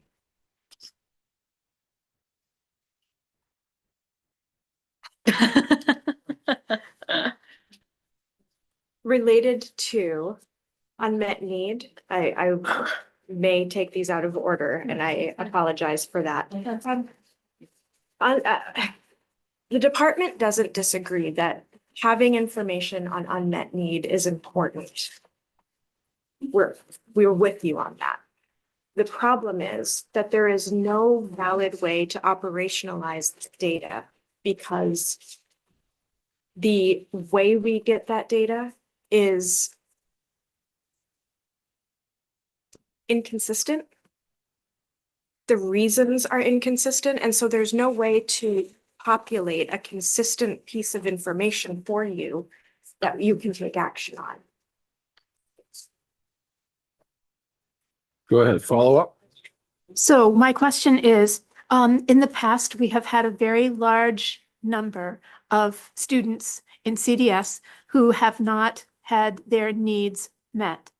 We've had lawsuits regarding those numbers. How do folks arrive at those numbers, yet the Department of Education cannot? Can you help me understand that, please? I won't say that we cannot, but the reasons behind them are various. So for instance, it could relate to a student who is on a waiting list, and it could relate to a student who is receiving services that are aligned with their IEP in different ways. And so before we go down this path of an analysis of the data we currently have, I would like to urge you to hold for the CDS report, both the annual report and the transition report, because those folks can speak to the methodology that they use for analysis far better than I can. And I know that it can be frustrating when you have a bill in front of you and the report is not due for a couple of weeks, but I would strongly urge a hold. Okay, thank you. Representative Lyman? Thank you, Mr. Chair. I so want to go there with you, but I feel so strongly, especially, and I've only been on this journey for a short time compared to some folks sitting here, but I strongly feel that our Department of Education should be on top of this as well. So I guess that's the question, that the concern that I'm struggling with. You know, I get that we're waiting on certain things, but it's not entirely comfortable for me to think that our Department of Education isn't the leader, you know, or certainly right at the table with folks on this. And I may be confusing something. And I want to clarify, today is, a work session is just not about questions, correct? It's a time for Discussion, dialogue. Yeah, okay. Because I keep feeling like people are trying to say a question. I'm like, okay, I'm not all in a question mode. Some of it is just analyzing and pushing back very respectfully about, you know, what we are trying to obtain for understanding, whether it is CDS or teacher certification and all of it. So whatever that means, that is important to me, that you folks are able to be right at the front of the table with us.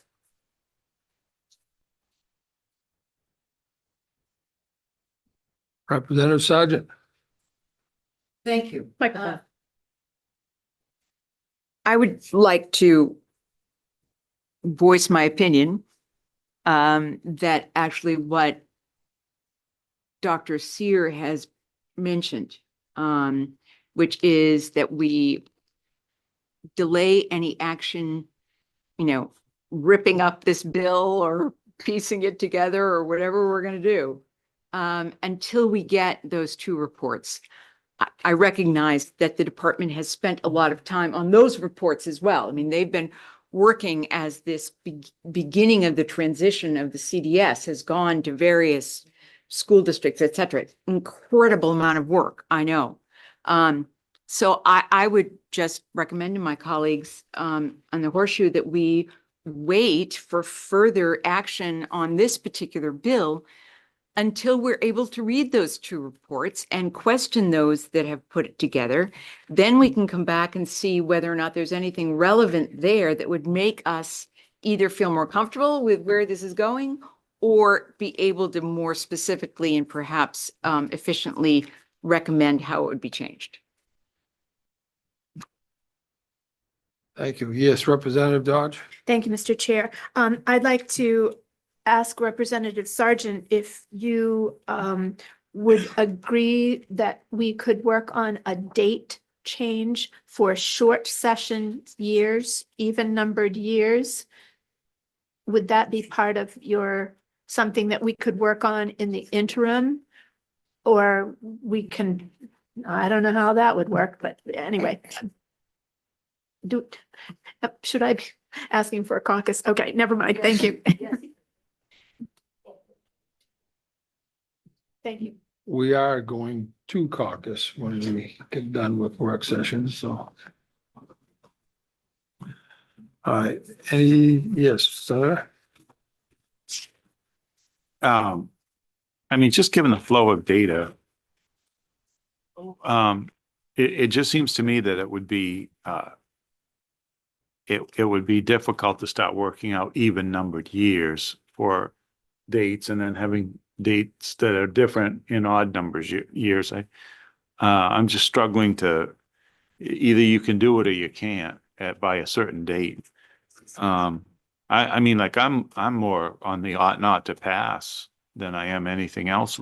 Just thinking about I mean, I need to see our truancy rate still 50% above where it was pre-COVID, and there's no reason why it hasn't gone back down to something less than that. It was at 25 the last data point we got. So, I mean, you know, like we need the data so that we can draw some conclusions about and also propose changes to systems.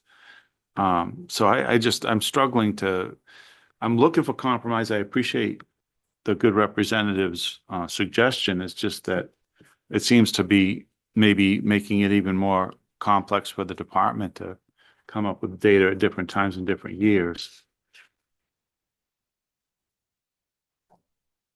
Anyone else? Okay. Thank you. We're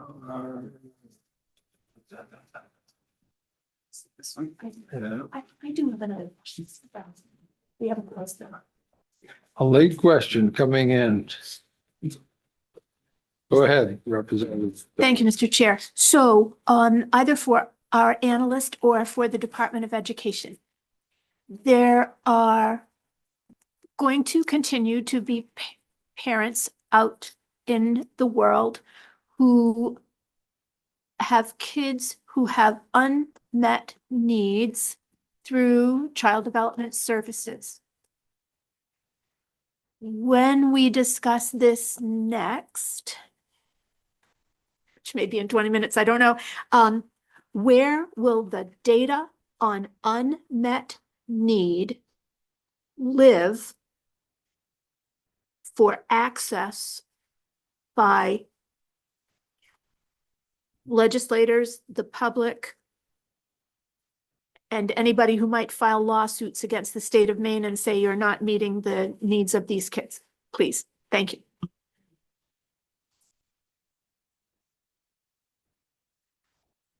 I am not seeing any other questions, so. Just in response, are you referring to like kids count data? Yeah. Well,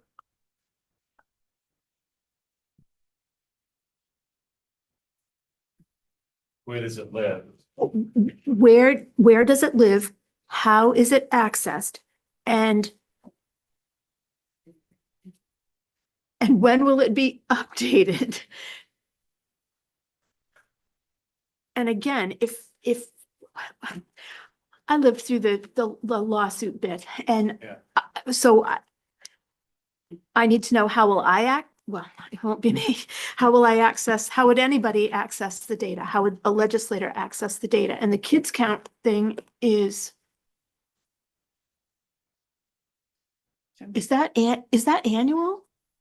Is kids count annual It's accessible. and accessible, but by what date is that information published? Thank you.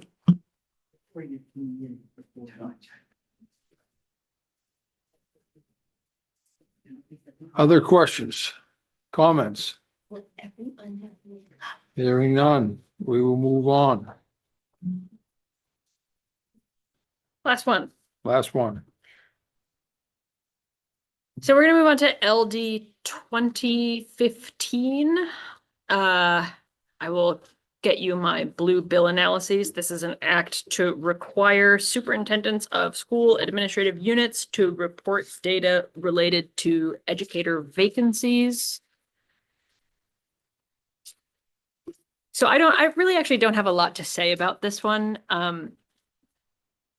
This bill essentially adds to the list of requirements in an existing report that comes from superintendents to the commissioner annually. Thank you. That report include data about the number and type of vacancies for teacher and ed tech positions.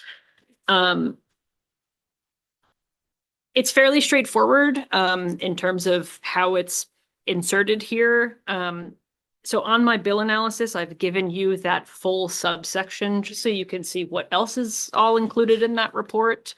And really the only thing I would add about this is that, always when we have these types of bills that require schools or superintendents and the like to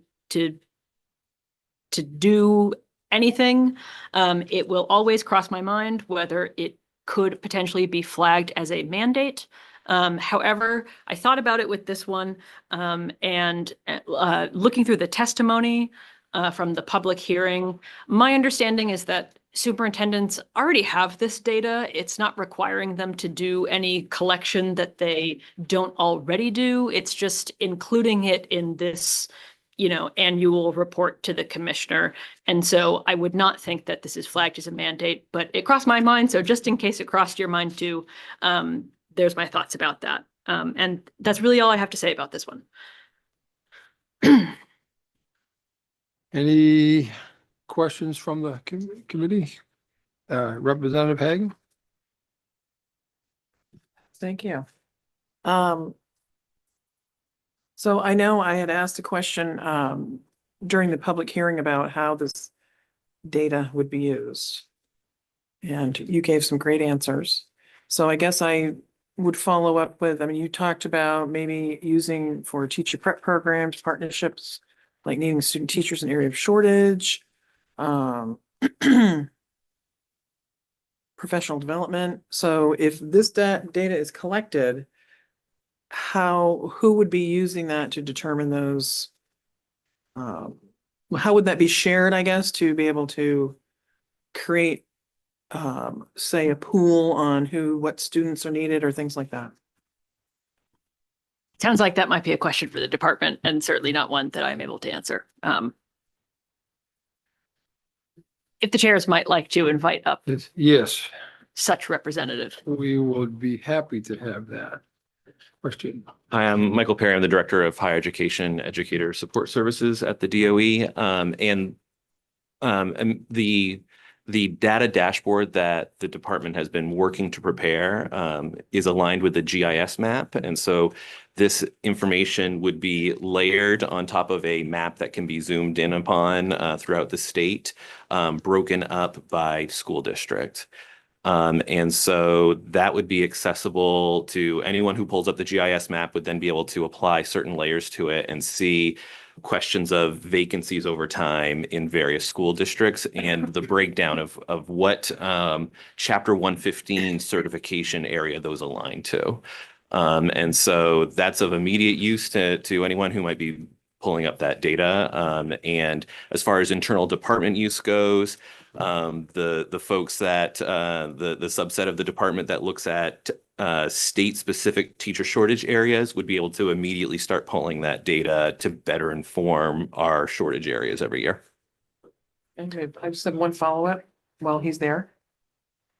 Okay. I promise. There's been a lot of promises today. I will stick with this one. So I know there's right now it's not giving us a fiscal impact. Do you feel that you would be able to collect this data and put it on the dashboard with existing resources? Yeah, my current understanding is that we do have internally, we ran a pilot and we have that mapped on a GIS map. And the reason we were able to do it without incurring costs, two reasons. One is that this project got brought off the ground with one-time funding. But an important final phase of that one-time funding was teaching two individuals at the department, one on the policy side and one on the data side, how to use and maintain a GIS database. And so we have that expertise in-house. And then the other thing that we learned during the pilot phase is that actually the state of Maine has a GIS license writ large that we are able to use as an agency. And so we are, I am not aware of any added fiscal impact for being able to present this data in that way. Thank you. Representative Brennan? Thank you, Senator Rafferty. For either one of you, I was kind of interested to read on the blue sheet that the superintendent shall annually report under oath. Does that mean that they have to have it legally certified that what they're submitting is accurate or what? I don't fill out the form myself, so I'm not sure what kind of oath. I'm imagining it's something like, it's something when you hit submit, by hitting submit, you certify that, yada, yada. But yeah, that would be for, a superintendent would probably know more about what that part of the oath process looks like. It says under oath, and I've never seen that before, so, and I don't know that we've ever prosecuted anybody for misleading. My second question is speculation. Is this going to be flagged as a mandate? That crossed my mind. That question did cross my mind. However, based on the testimony, it is my understanding that this is data that the superintendents or schools generally rather already collect. So they already have this data. And because it's not requiring them to collect data that they don't already do, it's just adding it to this like existing report. I don't think so. But that did cross my mind. Thank you. Yep. I'm not hearing or seeing any other questions, so we'll close this work session as well. And I believe that's it. Very good. So, much time we want. I'm gonna leave it to you because we always come back when we say. So I will remind you. I sitting know, here I've never come 4:30 back by here. myself. I would want- say, Quarter of, is that? yeah, I don't think we need that much time, but Well- we can go with it. Let's have quarter of, Okay, make it a round number. all right. And what do you say? Chair Rafferty, Quarter of's good. No, I'm sorry. What? I to miss it. hold us to it. Oh, yeah, Right? yeah. I'd like to hold us to it, but I can't even hold my own.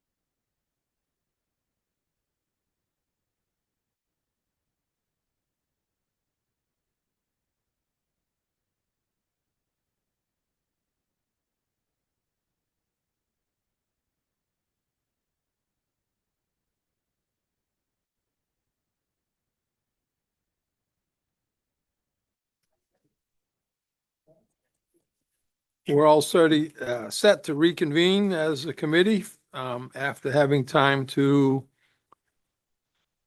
talk about the bills that we just had in work session. So, looking at, each bill, I'll be asking for a motion. I'll, open on LD 1992. And I would entertain a motion. Representative Dodge, Thank you, Mr. Chair. I move LD 1992 ought to pass, please. motion's been made. Do I have a second? Second. Made and seconded. Any further discussion on LD 1992?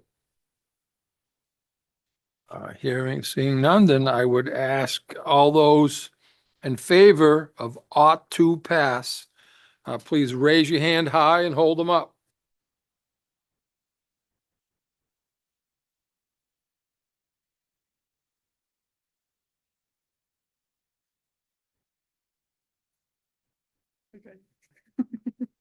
All set? Thank you. All those opposed?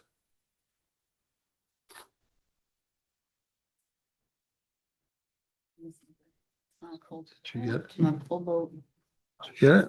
All set? What was the code? 8 to. Not fast. That's for both that are on the minority. Great. So minority report ought not to pass. And I had that at 9 in favor, 2 opposed. Sounds right. I believe there are 2 people that were missing. Yeah. Who else is that? I have 10. Yeah, it's only, I think only Michael. No, it's Representative Crockett is also not Crockett. here. Crockett's right here, so. That's right, you're right.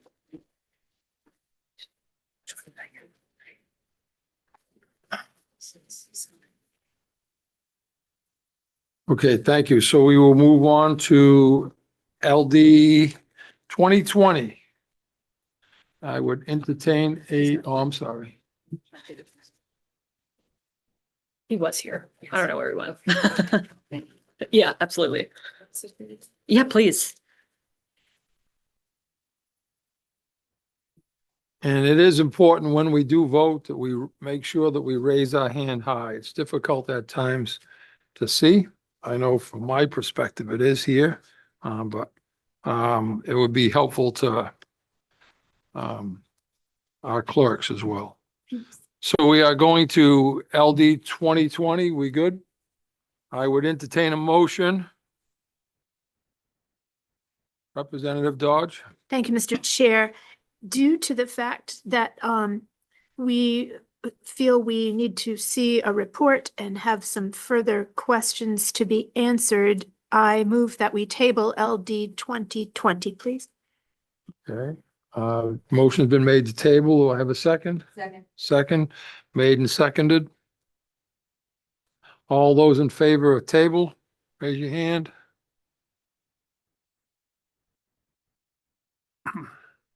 Thank you. Those opposed?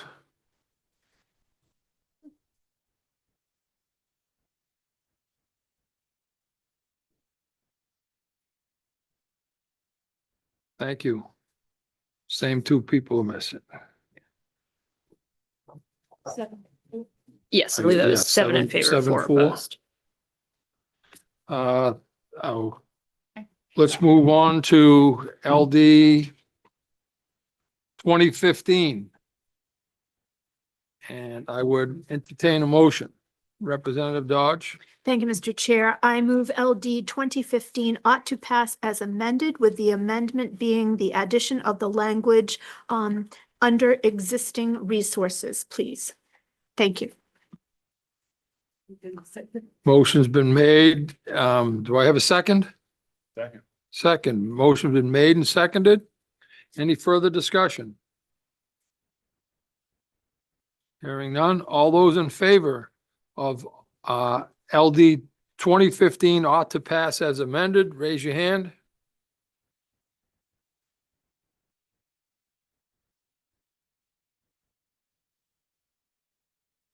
Thank you. Those opposed? 11-0. Thank you. So that is business for the day. So I would move that we adjourn. Thank you all very much.